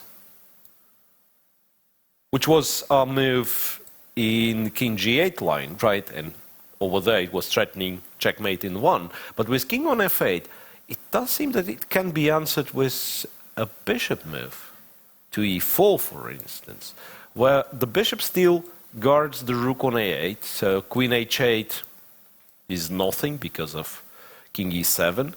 Ah well, bishop e4 stops, it seems, rook d7 because of a check over here, and it's oh wait a sec, that was silly. Rook d7, but there is rook d8, and black is getting checkmated.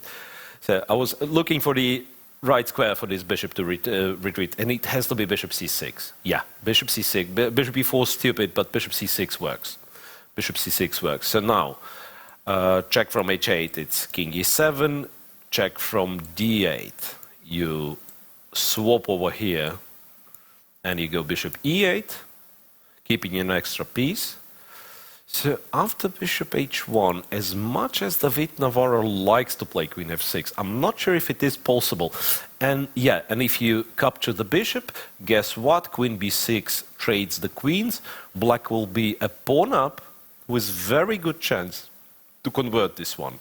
Yeah, thanks, Shad, for mentioning rook d8, but I believe I've managed to correct myself almost on time. Yes, bishop c6, of course, you have to watch out for the back rank. Does bishop d... Yeah, bishop d5 is worse because check, check, right? So bishop c6 is the only move. But good enough, it seems.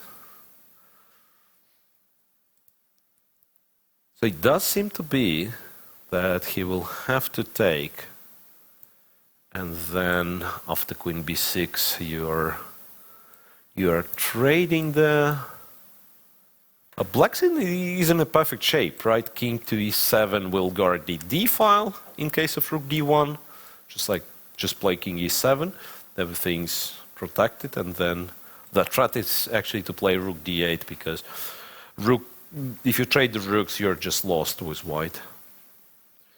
So Grishuk might be getting a chance because of this neat king f8 move he has found. Well, some discussion about Magnus in the chat. Where is Magnus? We don't know. He's not a part of the Grand Prix cycle. He's not taking part in the Grand Prix cycle. Still no move from Yu Yangyi in his game against Duda after g4, so we are not coming back there just yet. Vashier and Topalov have made quite a few moves. Last time we've seen this position was after 16's g7, g6 from black, and we've seen b4. Sorry, b4, a6, queen to b3, king to g7, queen to c3, supporting the, well, not that the knight on e5 needs support, but just in case, yeah. And the opposition of this queen and this king, if black would ever consider capturing with the bishop, then white might as well take with the d-pawn. h5, stopping g4, a4, king h7. And over there, it was kind of a turning point in the game, because I honestly thought that if white plays a4, a5, blocking everything on this wing of the board, he should be able to hold the draw. I just bring everything to the king side. It's almost a fortress, like half of the board is blocked, right? Almost a fortress. But of course it's like switching to this make a draw mode, which not a lot of people like, and rightfully so. And b5 is the aggressive move, the continuation of his plan of undermining black's pawn chain, of pressing a so-called pawn chain base, right? So if we refer to those pawns as the pawn chain, and then c6 is the base, the third is pawn, so that in order to make those, to soften the pawn chain, you have to attack the base, right? That's according to good old books on chess theory. So if he captures, then it makes the d5 pawn a bit weak, yeah, the b7 pawn is weak. So black would not like to take, but what else do you do? It's like you play rook c8. That's not a pleasant move to make, because white then takes on c6, starts using those open files for his rooks. Yeah, after b5 it seems that's the current position, yeah? ab5, ab5. Does seem that white is in full control of the situation.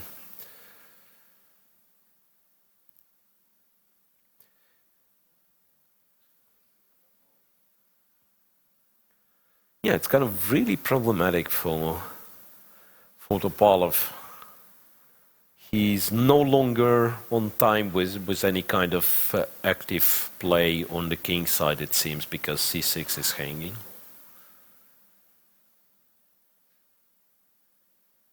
Whenever he takes on e5, this time white perhaps takes with the f-pawn, then has the options to trade. And the bishop on e3, after the exchange on e5, is not terrible at all, because some queen d2, bishop g5s will be possible. Yeah, so b5 is just a, yeah, wait a sec, that's the position. b5 is just a better move. Yes, precisely. Mr. Nimzowitsch said that we have to undermine the pawn base, the base of a pawn chain. Chat knows. So really, what to do for black over there? Some moves like rook a2 might be considered. And then, oops, the knight, well, it was a kind of an awkward moment, but the knight is taken. Topalov captures on e5 with the bishop. And I believe you just take with the f-pawn, because this, in a way, is more ambitious, but you're not very likely to use your kingside majority, right? Because black kind of built sort of a fence on those light squares. You are very unlikely to be able to play h3 and then g4 and then f5, yeah? What did Nimzowitsch say about f6 in French? I don't know. He didn't. I don't think he did like it, because that's wrong according to Nimzowitsch. You don't play f6, you play c5 in French. Yeah. So over here, two captures are possible, but I believe once again, taking into account the match situation, you take with the f-pawn, and then you go from there.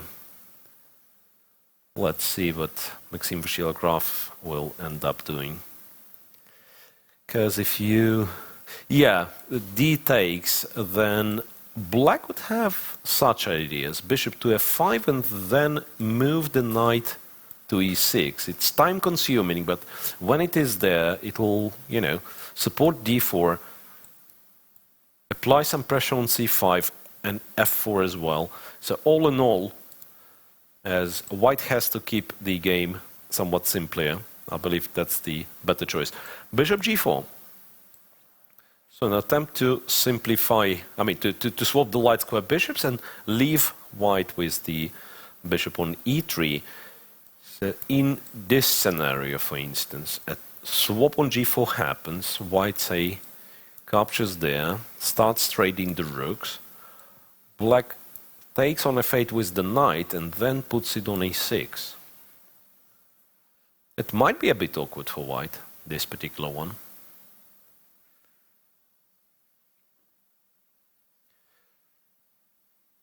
Or not really.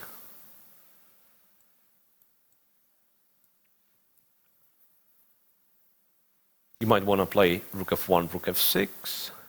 Ah, well, that's a nice maneuver. You go to e1 and then to g3, and g4 pawn will be tough to guard. If you put the knight on e6, then after queen g3, the pawn on g4 is lost, it seems. Navarra blundered, they say. Why didn't Navarra take the bishop? Let's go back to Navarra's game. Duda and Yu Yangi, I don't know, some move was played, but it's like it's not really that entertaining as of now. So let's go back to Navarra and Grishuk. He did play queen f6, and now he's thinking after bishop c6. He certainly has something on his mind. I suppose it's a check and then a capture on h7, so he's betting on his h-pawn. Why he decided not to capture the bishop? Because I believe he didn't value his chances very high in this endgame after queen b6. Yes, indeed, like mathematically that's an endgame pawn down, and in the other position he's a piece down. But this one, the position on the board, it's like there is much more complexity involved, and there is still a hope that, even if, say, objectively black is winning, there is still a hope that Grishuk will mess it up.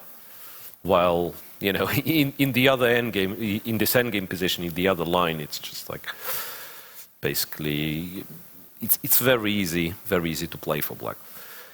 Okay, but what to do now? There is, oh wait, there is some move like b4 over there. Is there?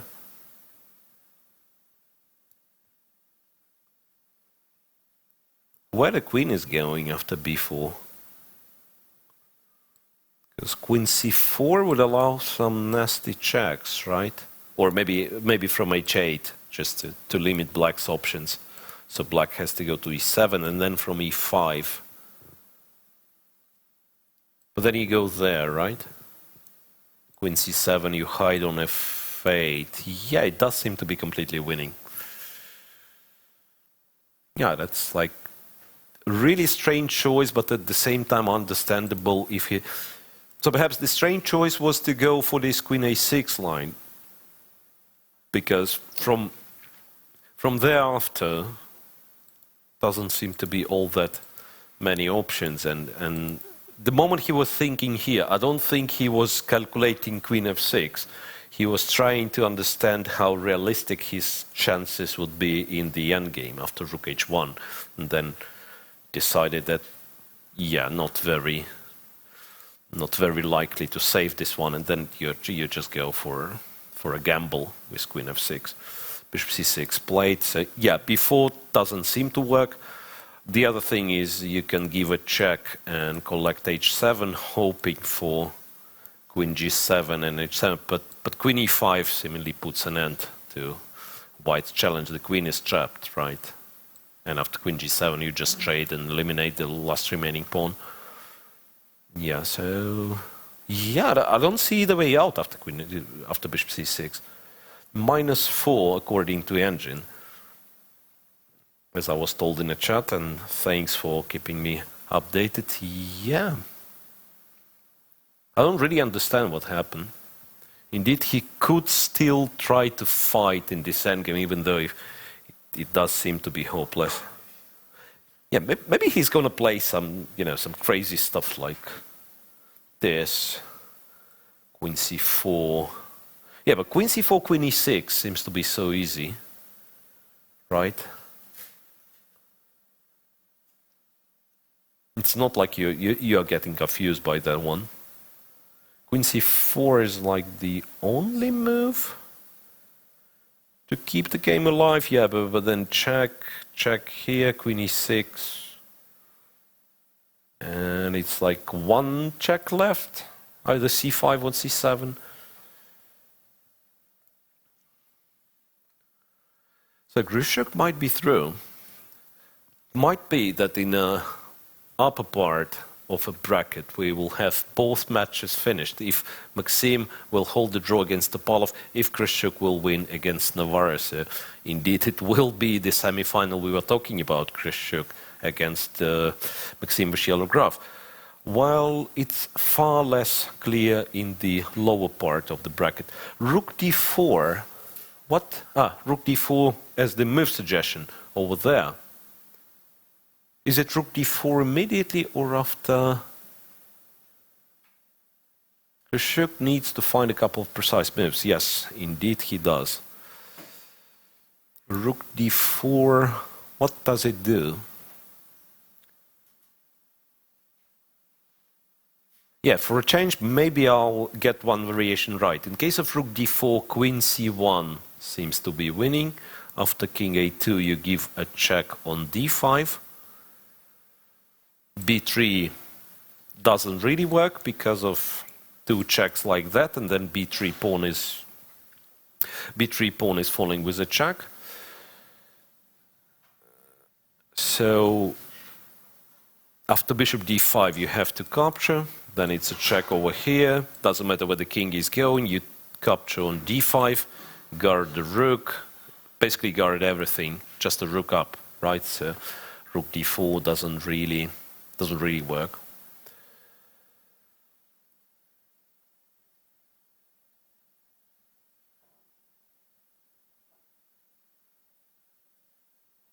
Okay. No move just yet played after bishop c6. Not that I can. Can Navarro check with rook d8? Well, he can, but then you trade. You go bishop e8. And I mean to go back to f6, try to play this position. It's kind of win the h7 pawn.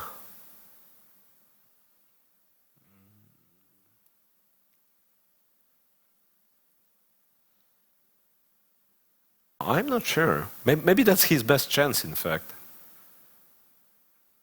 But he probably gonna get checkmated this way or another. So it's like you go queen d6, and the moment queen captures on h7, it's like that's a source of counterplay for white, this h pawn, but it doesn't allow the queen to rejoin the action immediately. So this is the moment where black goes queen d1, plays bishop d7, and deadly threat of bishop e6 is just like nothing to be done about it. And the move Navarro ended up playing, we were not looking at all. e3, e4.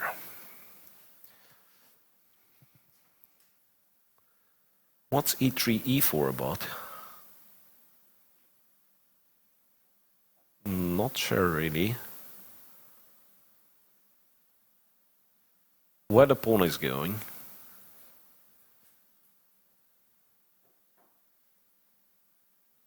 Well, I'm guessing rook e8 could be tried.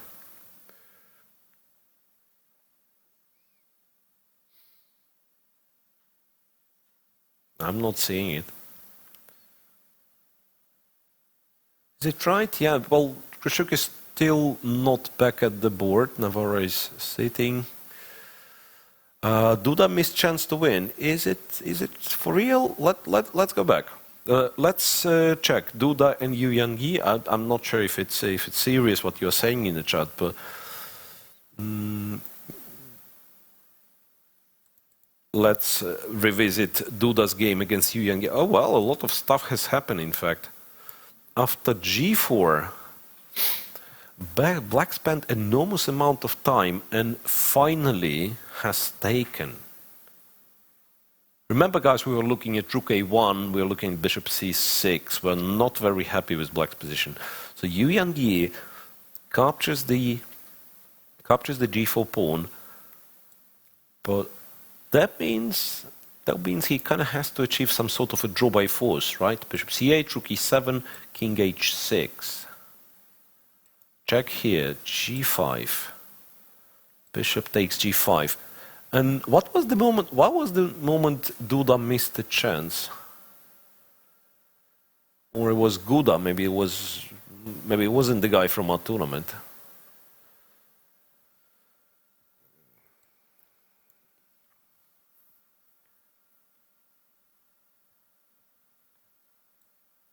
So you capture the bishop, and what do you do here? Do you go to h4? Or maybe you just make this one. Anyhow, that's a position pawn down, right? You give a check, you unpin the bishop, but still the c pawn is alive.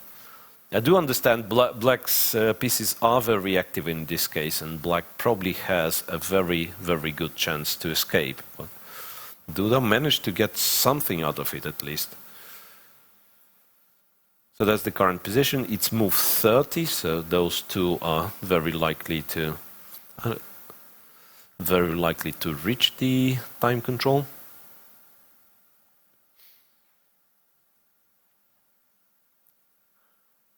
Still half an hour roughly for each player, so no time trouble involved just yet. Not sure if playing king g6 makes any sense, because it does seem to me that black's g7 bishop sort of lacks targets, while white's bishop on g5 is sort of useful. I mean, not on g5, of course, it will be moved to f4 or perhaps h4 to stop h4, h3. So you probably end up taking rook g7, and then, yeah, king g5 played, as you can see. And rook g7 will be played.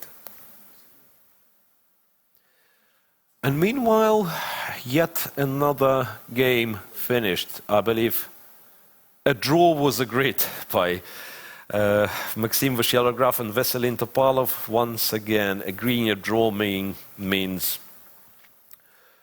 surrendering the match, right, for Veselin Topalov. So simply it means he was not valuing his chances all that well in this position. So we do know the name of one semi-finalist, and same as in Riga, after defeating Veselin Topalov, it's Maxim Vasyelograph who already secured a place in the semi-final. So a light schedule for Maxim, well, always having a free day after each round, and he will still be having those as long as he wins all the matches in a classical time control. Yeah, speaking of the game we are looking at, there is a suggestion in the chat, yeah, take on g5, get the king to h4. I was thinking precisely the same way, but I don't really think it works, strangely.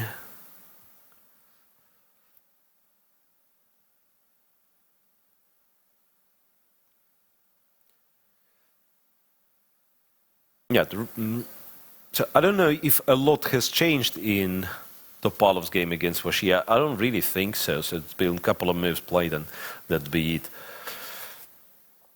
MVL on top of Grand Prix standing then. Well, it depends. It depends. For the current stage, he still has to be behind Grishuk if we think that Grishuk's going to win the position with an extra bishop, right? So Grishuk was leading before this event has started, but well, MVL is kind of a hidden favorite because he still has to play one more event. It will be a third event for Grishuk, this one, right? It is a third event for Grishuk. Well, for Maxim Vachier-Lagrave, there will be one more Grand Prix tournament in Israel in December. So if he does well there, and does well meaning kind of going to semi-final, I believe. So he will have to win a couple of matches in order to overpass Grishuk. And then it will depend also on some other players like Mamedyarov and Nepomniachtchi, who are also playing in Israel. So that's a bit tough, but to make it simpler, it's between 4 players. It's Maxim Vachier-Lagrave, it's Grishuk, and the issue between those two will clarify in this tournament after they'll play the semi-final. If Grishuk, still I have to say that Grishuk's game against Navarre is not over yet, but supposedly they'll face each other in the semi-final, then a lot of stuff will be clarified over there. And then it's Nepomniachtchi and Mamedyarov. Or the other possibility, Yu Yanyi, who so far has played only one tournament. He wins this event and then performs well in Israel, and all of a sudden the guy of whom seemingly nobody was talking about will make it to the candidates, and there will be 3 representatives of China in the candidates for the first time ever, I believe. Well, two of them are here, so it's already for the first time ever. Last candidates featured Ding Li Ren. Now Wan Hao joins because he is the winner of Isle of Man, and Yu Yanyi still has, well, not such a terrible chance to qualify from the Grand Prix. Okay, and Duda indeed is a pawn up. Coming back to this one, King H4 indeed was played. It was suggested in the chat, and it was played. I was not entirely sure about King H4. Well, King H4 is clearly played with the intention to go to H3, right? But King G2 stops that, and the king is somewhat arrested there on H4. And the other thing, somebody in the chat mentioned that you put the king on H4 and then you attack the bishop and harass it all the time. But white puts the bishop on F1. And then you do something like Rook C2 perhaps. And the real question will be, is white able to make progress here?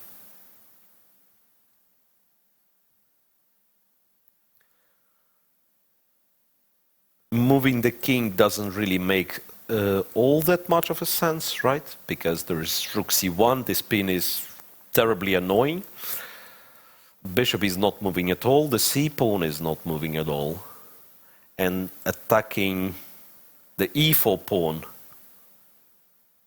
doesn't really work because black just plays bishop A6. You can't take on E4 because of bishop B7. So it does look like this position, despite the fact that white is a pawn up, will be some sort of a fortress or positional draw, if you like.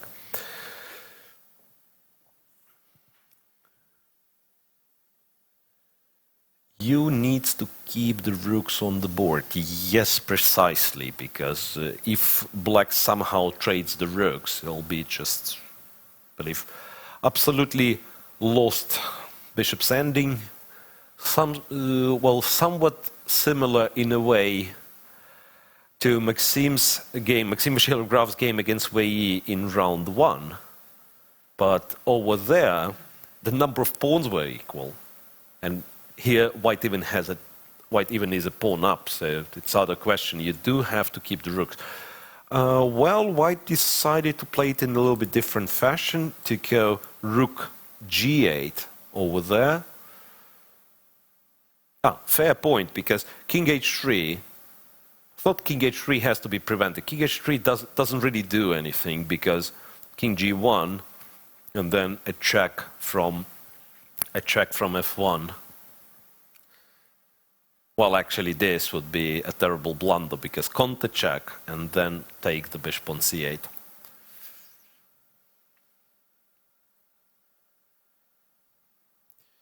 Welcome, welcome. You are not late. Chess, some chess is still there. 2 draws so far, Swidler and Dubov, Vuciala-Graf and Topalov, both in the upper bracket of for tournament. Oh no, wait, what am I saying? The Swidler and Dubov is in the lower bracket. Yeah.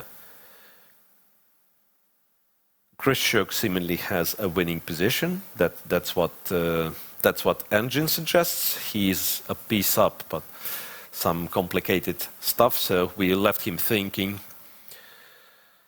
And over there, yeah, if we don't play king h3, we have to unpin the thing, yes? So we do give a check, and then move the bishop somewhere. Perhaps rook a2, I have to mention, doesn't really work right here, because rook takes, and then if black would have been able to play rook c2, it'd be a draw, very likely. But white is first, so white goes rook e8, then captures the second pawn, and I believe has a winning position. So after king g2, you have to move the... maybe you don't have a good square for the bishop then. On the other hand, you put it to f5. You don't really care. You put it to f5. If it's attacked, you can always go back to g5. There is nothing wrong with that.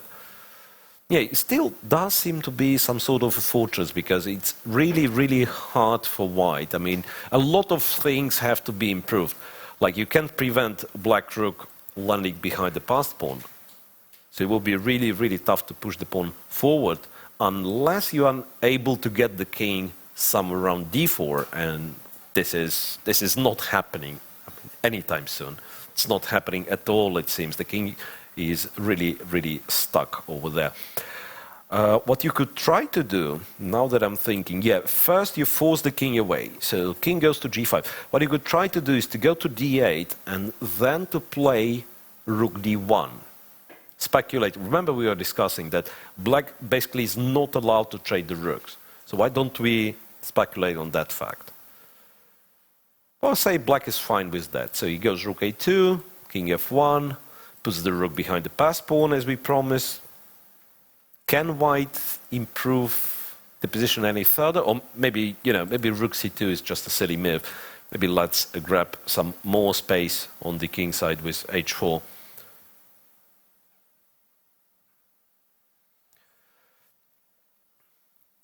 So there are some chances for Duda, but they look pretty slim still.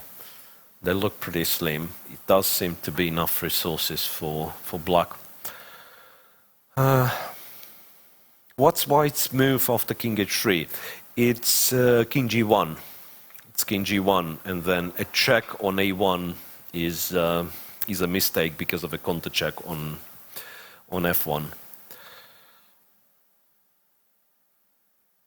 Yeah, fair point. Maxime Vuciala-Graf was really, really close to the candidates last year. It was like really unlucky set of events. He didn't qualify by rating by like a few points, I believe. Or, yeah. He lost seemingly a winning semi-final match in the World Cup against Aronian. Okay, I'm not sure winning, but he was leading on a tiebreak against Aronian, had to make a draw in order to win the match. He would have gone to the World Cup final and therefore would qualify to the candidates. And he had, like, basically his Grand Prix chances in a Grand Prix series last cycle, broken down to one game only. So he had to win a game against Dmitry Yakovenko in the very last tournament of a Grand Prix, in the very last game, and that would be it. He would qualify, and he didn't. So he missed the qualification for Grand Prix like from three possible ways. And this year, what is gone already? So no World Cup. Once again, he lost in the semi-final, this time to Timur Rajabov. No Grand Swiss, so new invention. One spot in the candidates goes to a winner of Grand Swiss, which was concluded like a few weeks ago on Isle of Man. But then, once again, Maxime decided, because of a really tough schedule this year for those top players, with 2 cycles going on, the FIDE cycle and the Grand Chess Tour tournaments, the schedule seems to be so busy, so Maxime decided not to gamble in this Swiss tournament with 160 players and only 1 place to qualify. So he's seemingly putting his bet on the Grand Prix, and so far it goes pretty well for him. What about putting white rook on h8? Where it is? No, I mean, I don't think black has to play king h3 at first place, because you're kind of losing some time this way, right? So you rather do something else after rook g8. I'm wondering what he's calculating there. What is he calculating there?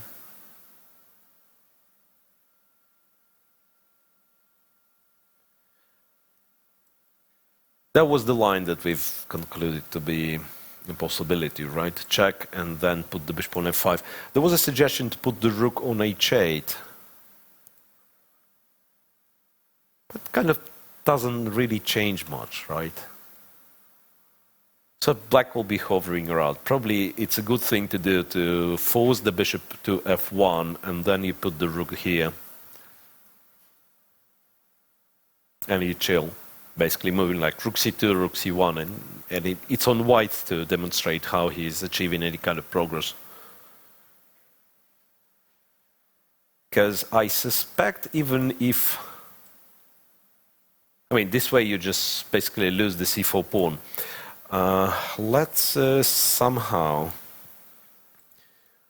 arrange the situation so that this c pawn actually starts moving forward.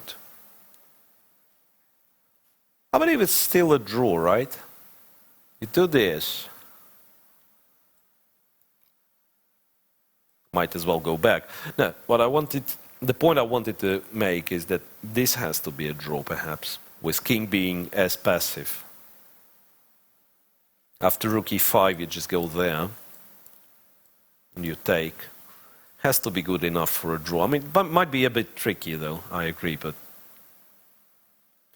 has to be good enough for a draw.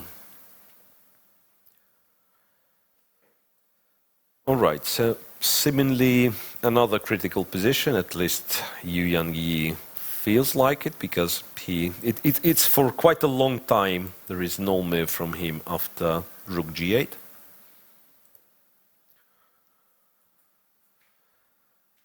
In the other game, if my electronic board, a digital board, works correctly, that's half an hour without a move from Alexander Grishuk. Can this be right?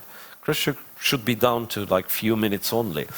Let's revisit, let's try to understand why e4 is such a problematic move in this other game. So e3, e4, played by David Navarra, and this caused Grishuk to think for really quite a long time.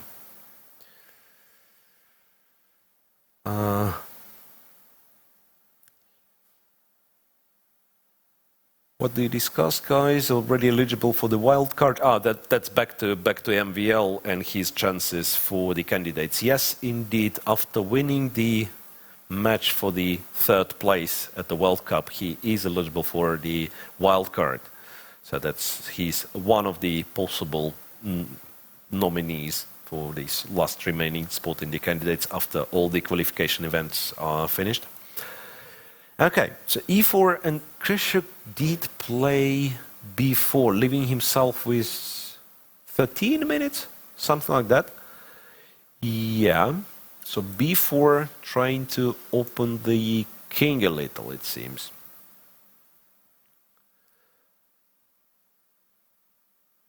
Okay, silly question. What happens if white captures on b4? What happens if white captures on b4? Because, yeah, you can't take, the bishop's hanging. you... I mean, I don't know what you're doing, to be honest. Oh, wait, can you take...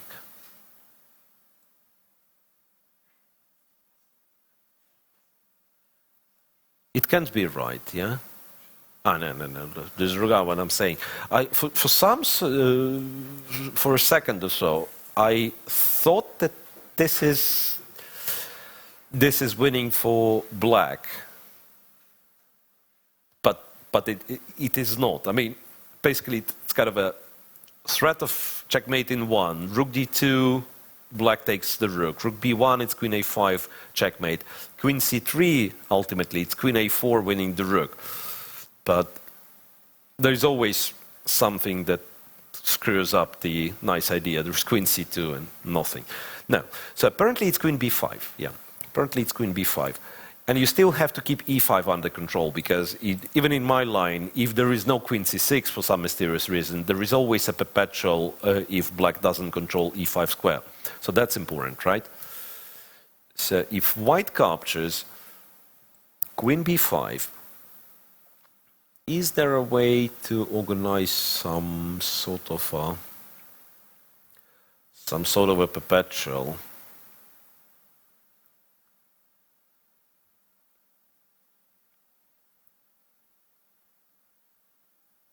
Ah, okay. So now that he's threatening queen a4, I believe it's yeah, it might be winning by force, because he's threatening queen a4, and after a move like rook d4, black is still winning like that. Yep. So that would mean that not only white's rook is in danger on d1, queen a4 being a threat, but as well the queen is in danger on f6 because of queen a6 and bishop e4 check. That brings us to the point that white doesn't have to take on b4. Wait, something is happening there. Oh, well, a terrible blunder by... Whoa, terrible blunder by Yu Yang-yi, it seems. And I was blundering the same thing, and you guys who were suggesting king h3, you were all wrong. So Yu Yang-yi played king h3, we were all blind. Bishop takes g4. Bishop takes g4. Why nobody said that?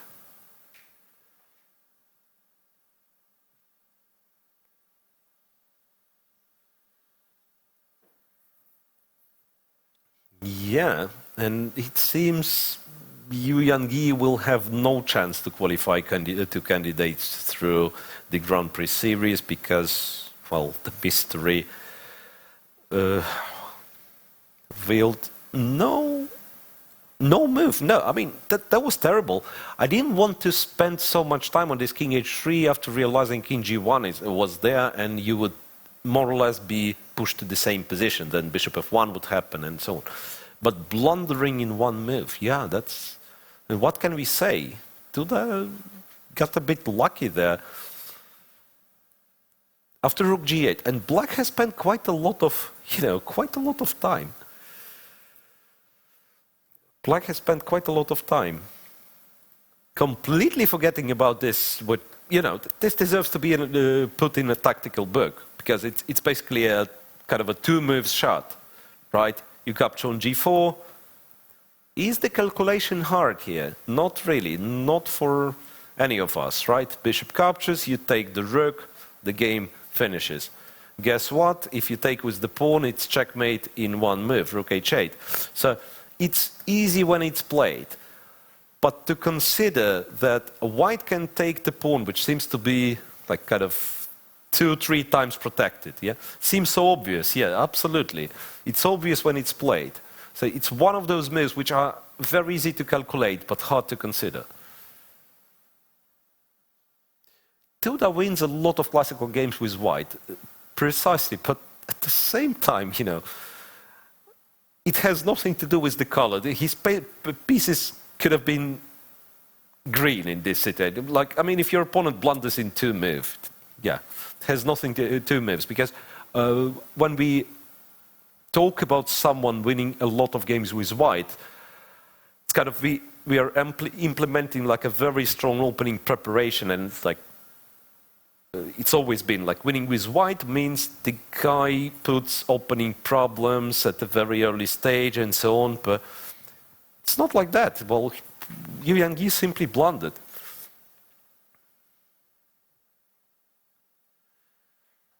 Yeah. It seems to be just a blunder by Yu Yangyi, not taking away from Duda that he has spotted this. You can call this one brilliant. I mean, it's not such a, as we've already agreed, it's not such a complex move when it's played, and the calculation is obvious, but I've missed it, you guys in chat missed it, and we were even discussing King H3 and how Black has to deal with it. And now there is seemingly no way out. How do you fight? How do you even fight in this position? How do you even fight in this position? It's like you capture G4, you capture H2, you run with the H pawn and bishop F3 and check and something like that. And all that could mean some chances, if not for this C4 pawn. I mean, if the pawn is away, I mean, there is no pawn on C4, it's gone. That would be a very good chance for a draw, or maybe just a draw. But with the C4 pawn, there is nothing to talk about.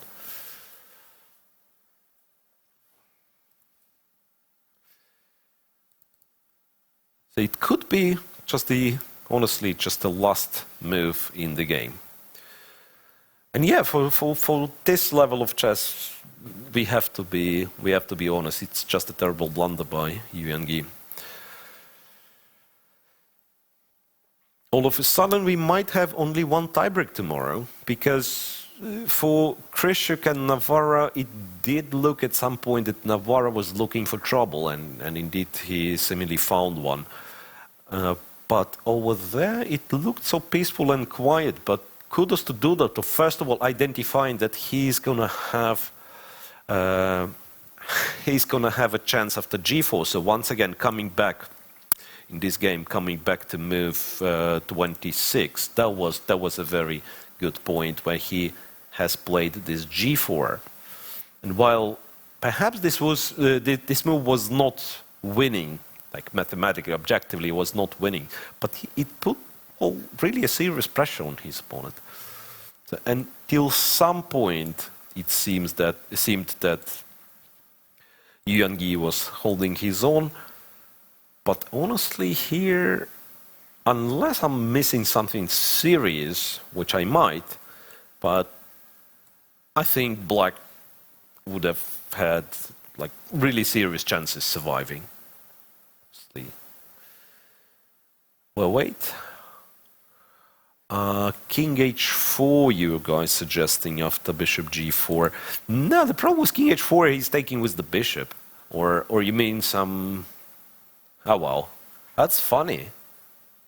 Brilliant. Guys, you're brilliant today, because this is his best chance, by the way. You're absolutely right. This is Yu Yangyi's best chance. Guess why? Because he gives a check, and then this be a stalemate. That's a really, really good point, and this might be the only reason why he is still not resigning. Yeah, he has to go back to H4. So rook takes, you give a check, King G2, then you take. I mean, you're still lost, right?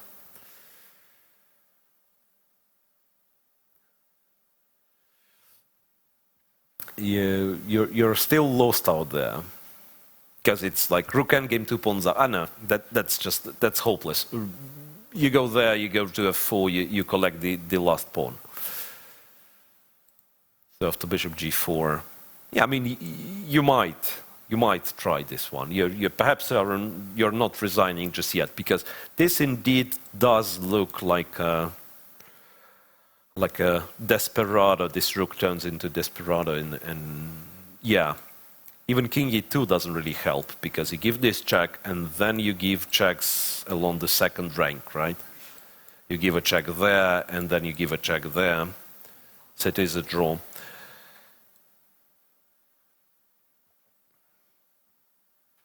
But yeah, but after king h4, rook c8 is just good enough to win the game.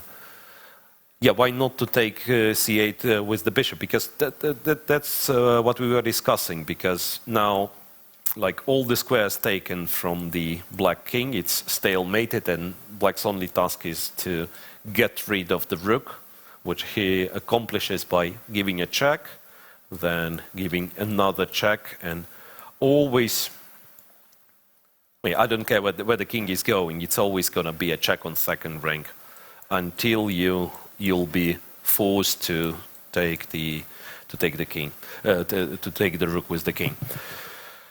So nice find by, I don't remember who mentioned this in the chat, but really, David Rakowski, it seems. Really nice find, but it doesn't save already.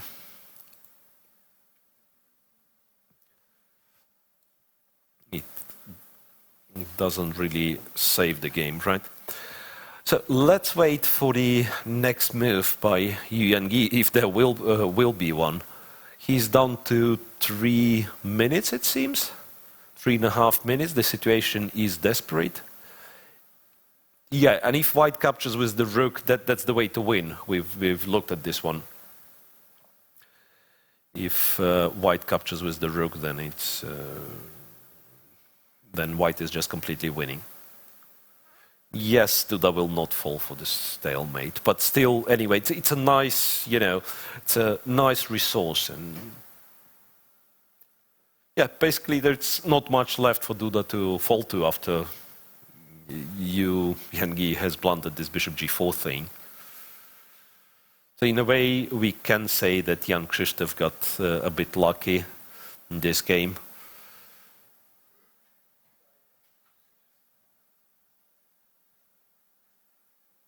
Congrats, Duda. Not, well, just a tiny bit too early. Tiny bit too early, I have to say. Let's wait for the game to be finished. So what's going on in the lower part of the bracket? So Duda is likely to win, and he will be waiting for what it seems to be the only tiebreak tomorrow. So Swidler versus Dubov, 2 draws, and those two will play the tiebreak. Vachielograph is already in the semi-final, and very likely his opponent will be Alexander Grishuk. So still no move from Yu Yangyi. Switching to Grishuk, this seems to be absolutely winning position because he's opening the A file as well. So he is the one who has an extra piece and an attack, right? We've seen b4, a b4 was taken, queen b5, as I said, was threatening both queen a4 and queen a6. b3, well, to my surprise, black is not winning immediately. Maybe he was queen a6, where you have to go to the second rank. You can go to b1 because of bishop b4 check, so you have to go there. Then queen e2. You have to go to to c1. Isn't black just winning somehow? Well, maybe he is, but it does look that the move Krzysztof ended up playing might be even better. So a5, get the rook in the action into action as well. White, with all those pieces like around black king, seemingly has precisely 1 check. Right? Okay, I mean, technically 2 checks. You can give a check on d8 and then black's forced to trade and you block with the bishop. So that's completely winning. All right, so once again, we might see a very, very short round today. And I was told we have an interview to show. So before the games are actually finished, of course, both players who are thinking right now are in a critical situation. But before the games are finished, let's make a quick break. Let's listen to an interview. We'll be back right after, so don't go away too far. There'll be just a few minutes break and I'll be back.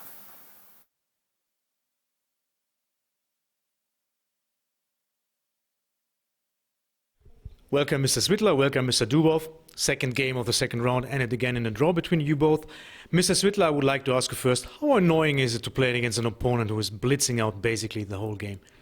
Not very pleasant, but if you don't want this to happen, you can play something that he hasn't looked at in great detail, or at least attempt to play something he hasn't looked at in great detail. I mean, this is the second time I'm playing this line against Daniel, and we have we've had a similar experience earlier in the year in Israel, and an attempt to test his memory. Sometimes you get sort of, it can be mildly successful or completely unsuccessful, as it was today. Not the wisest opening choice, I would say, but these things happen. Mr. Dubov, obviously you have analyzed this line extensively. This specific line today, how far have you analyzed it, suppose until draw somewhere? Well, I don't know. First of all, we'll probably see tomorrow. Secondly, I don't know. I have actually faced some problems recently in this Rosalimo system with black, because like I was playing some tournaments where I was sort of supposed to be looking for a fight, and finally today my friend and coach Sasha Rozantsev finally asked me, could you please make one forced draw in a row by your lines, not play some random whatever.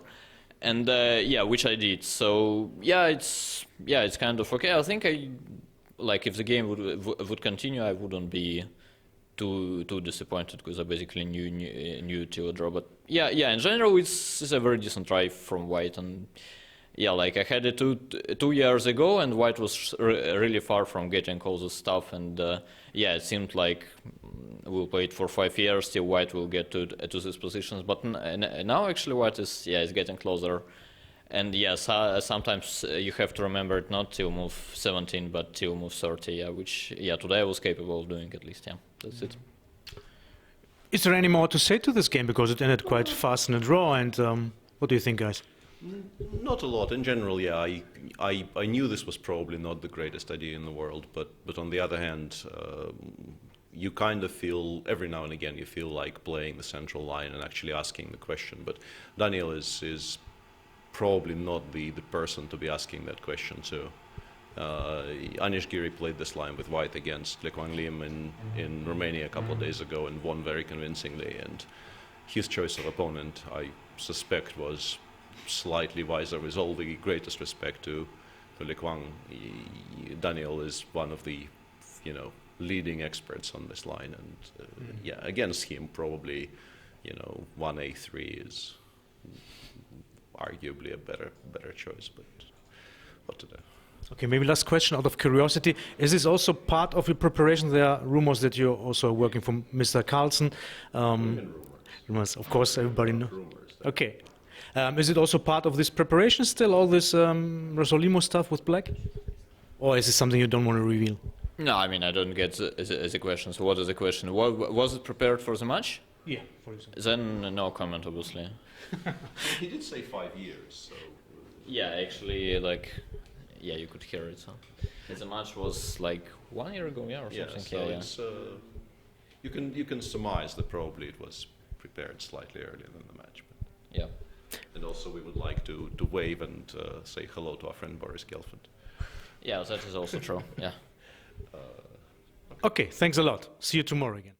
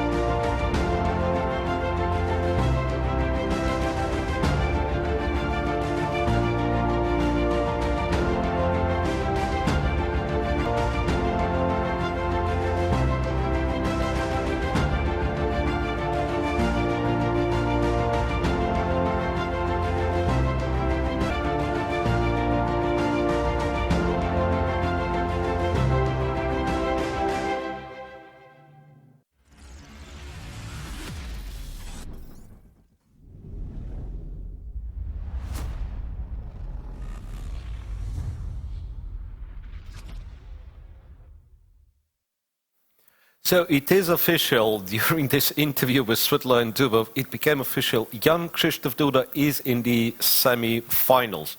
The game is over. Basically, all the lines that I was showing were correct, it seems, after this blunder from Yu Yang.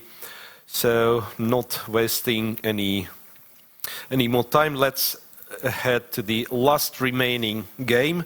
Navarra is still fighting against Krysiak. It does seem to be extremely tough to make a draw for David Navarra here, but he still keeps finding those moves not to fall apart immediately. So after a5, which I thought had to be the end of it, he plays king b2 and rook d2, queen there, rook d3, still covering those squares around the king, not letting Krysiak to win on the spot, right? Still, to remind you that bishop e4 would lose all of a sudden to rook d8, queen d8, checkmate. Does seem to be completely winning for Krysiak, so he just has to find this last move. Queen on c5 has some job to do. It has to cover e5 square. I was looking at queen a7 at some point, but then, yeah, well, if white captures the bishop, he is getting checkmated after queen a1 and rook a2, right? But the moment black plays queen a7, he leaves e5 square without control. So queen g7 and queen e5 would be a perpetual check. So Krysiak doesn't want it, of course. So he has to find a better move.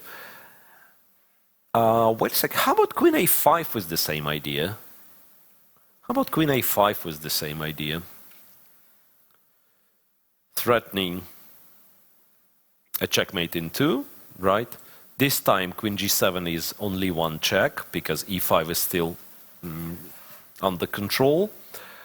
A rook d8 to trade the rooks is once again seems to be game over. Black is just piece and the pawn up.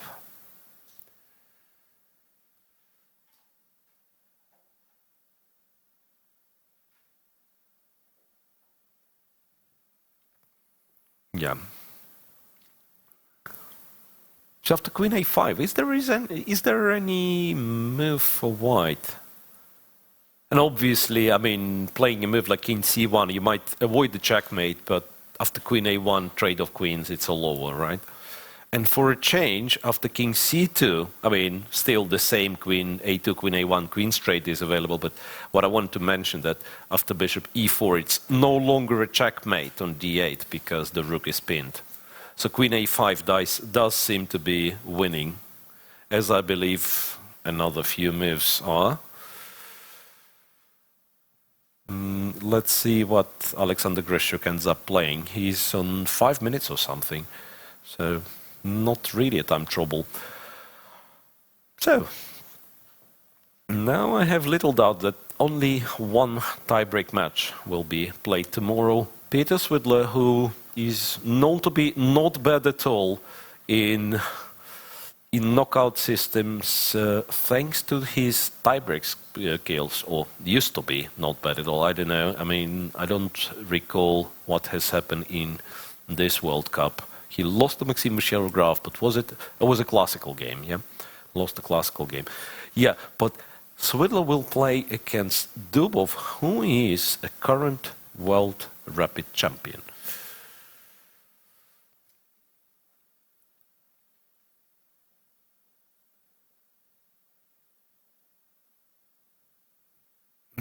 Wait a sec. So after rook d3, rook e8 was played by Alexander Krysiak. So I'm not sure if there was something wrong with queen a5. So rook e8, a check on g7 it would seem. King goes to e7 and rook f3. Did he blunder this one? How do you do it? You go to f8? Yeah, perhaps rook f8 is needed. But then it's an... Yeah, wait, rook f8, queen f6 check, and then rook d3, and who is winning in this case? I'm afraid Krzysztof has misplayed it. I mean, what else do you do? You might move the king. But probably that's what you do. You go to d8 with the king, or d7 allows rook f7. You go to d8 with the king. But still, what was wrong with queen a5? Can I once again check it? Maybe you guys in the chat will tell me what's wrong if black plays queen a5. Because, once again, check on g7 or h8 is only one check. Queen c6 leads to a checkmate after queen a1 and rook a2, right? Instead of rook e8, how about rook a2, then trade the rooks? Yeah, I was thinking of this one, but then you leave the bishop on c6 unprotected in the end. You mean this line, I suppose, right? A check over there, then capture on d3. Then white captures this. And... Oh, you mean queen c3? No, it's unlikely to... It could be winning, though. I mean, if it works, then it means it's kind of a forcing winning line, yeah? Out of curiosity, what do they write on the paper after each move? Yeah, that's a fair question for those of you who might have started with chess. They write down the moves, and I do agree it does look kind of archaic in a way in the modern era of, you know, digital boards and cameras all around, but it's kind of a part of a tradition, and as well, in some cases, you do need, you know, like to claim the threefold repetition of moves, or to claim 50 moves rule. You sometimes need, you know, your score sheet. That's how this white thingy called. Queen a5 is the best move according to Engine. Thanks. So that means he has missed it. Not that I'm thinking he's not winning after rook e8, but for a second I've actually panicked. I mean, I thought you have to guard f7, I thought rook f8, but then, you know, over there all of a sudden you don't have a single check. You yourself locked your rook on f8, which seems terrible. So, no, Krzysztof instead goes to d8. After rook takes f7, he captures the pawn on e4. Now he's threatening various checkmates, like this one, for instance. And congrats, Sasha. Well, I would prefer to wait till the game is actually over. You're right, Krzysztof is completely winning, but, you know, we've seen stuff happening here and there. Funny enough, I'm thinking, if not for this f2 pawn, white king might at some point be left without a single move, and then once again some sort of a stalemate idea could materialize. Queen f6 check, king to c8, and I believe as soon as white runs out of checks, he'll... Yeah, and that will be it. So David Navarra resigns. A victory with black pieces for Alexander Krzysztof. So, well, 2 matches finished by one of the players winning with black. It was yesterday the victory with black for Maxime Vachier-Lagrave, and today it's a victory with black for Alexander Krzysztof. It will be one of the semi-finals. Vachier-Lagrave will face Krzysztof. Very, very important for an overall Grand Prix standings. Very, very important for qualification to the candidates. For Alexander, it's of course, you know, well, it's hard to say for whom it's more important to qualify to the candidates, because Vachier-Lagrave has never been there. And Krzysztof, you know, he has played quite a lot of them, but now for some people it might seem that he kind of pushed a bit backward. His rating is not as good as it used to be, and some people would think, well, Krzysztof is not as strong as he used to be. But to qualify to the candidates now, it will be a really, really great achievement for Alexander Grishko. In the other bracket, Jan Krzysztof Duda wins against Yu Yang-yi, is in the semi-final, and he will be waiting for tomorrow's resolution of the tiebreak between Peter Swidler and Daniil Dubov. Wildcard to the candidates should be given to Duda. That's a very brave claim, but he has to be eligible for that. And so far he's not. If he takes third place in the Grand Prix, which I'm afraid is quite unlikely already, because he lost in Moscow in round 1, in Riga he lost in round 2. So that's... when is Sasha's interview? I believe we'll be able to show it only tomorrow. I believe, pardon for that. Can't help it really. Yes, the only name which is missing in this bracket is Grishchuk's name, of course. He is already through in the semi-finals and will be playing against Maxim Vasilograf.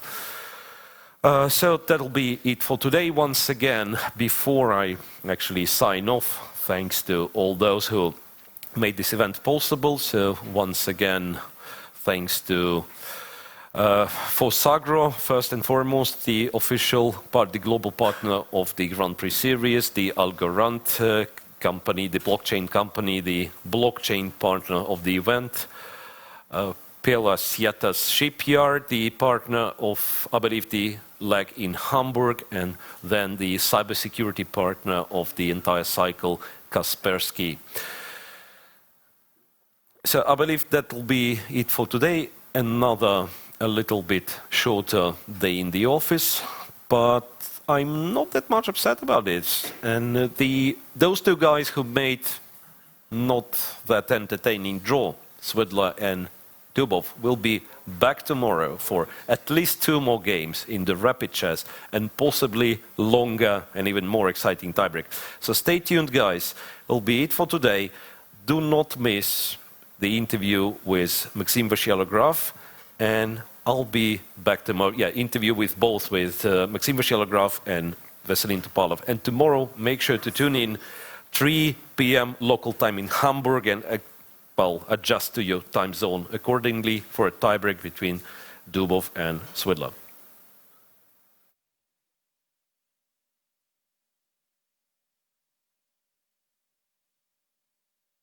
Welcome, Mr. Vasilograf and Mr. Topalov.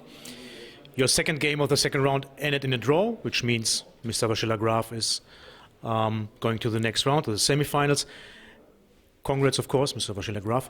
My first question to you, when you played the French defense in the first move, you started to thinking. Obviously, you were surprised, and then what were your first thoughts? No, I was just wondering which line I should play. I've played a bit of everything over the years, so I decided to go to a line that was maybe not as theoretical and not as direct. Mr. Topalov, quite a déjà vu. In Riga, the same happened. You lost against the same opponent in the second round. But today, at least, you tried to surprise him with the opening. But then, what happened during the game? Well, actually, it's difficult to find for a slow game to find a chance at the beginning. And then, well, I don't know, somehow I think it was always good for whites for sure, and so I think Maxim always kept the control. It looked to me like there were many pieces, and that black had some game, but at the end I made some mistake, and then it was like, I think final position is just better for white because my king is open, and then he has more space, and I just don't have time to put the knight on a good square. And so I said I have 0 chance to win almost, and very good chances to lose again. So, but anyway, it was clear that yesterday I missed my chance. I mean, not to win, but I shouldn't have lost. And then, of course, it's very difficult to recover. Maybe one last question for you. Did you see anything in this game critical for you, or was it smooth? Well, I think I was a little bit concerned if Veselin took on e5 right away with the bishop, forcing me to take with the f-pawn in the opening. And I was like, okay, I'm not worse, of course, but these positions are at least playable. Once I always have the option to take with the d-pawn, I thought I was in control. And of course, by the end I can play, but why would I? Of course. Thanks a lot for coming after the game to us and explain the game. Thanks a lot.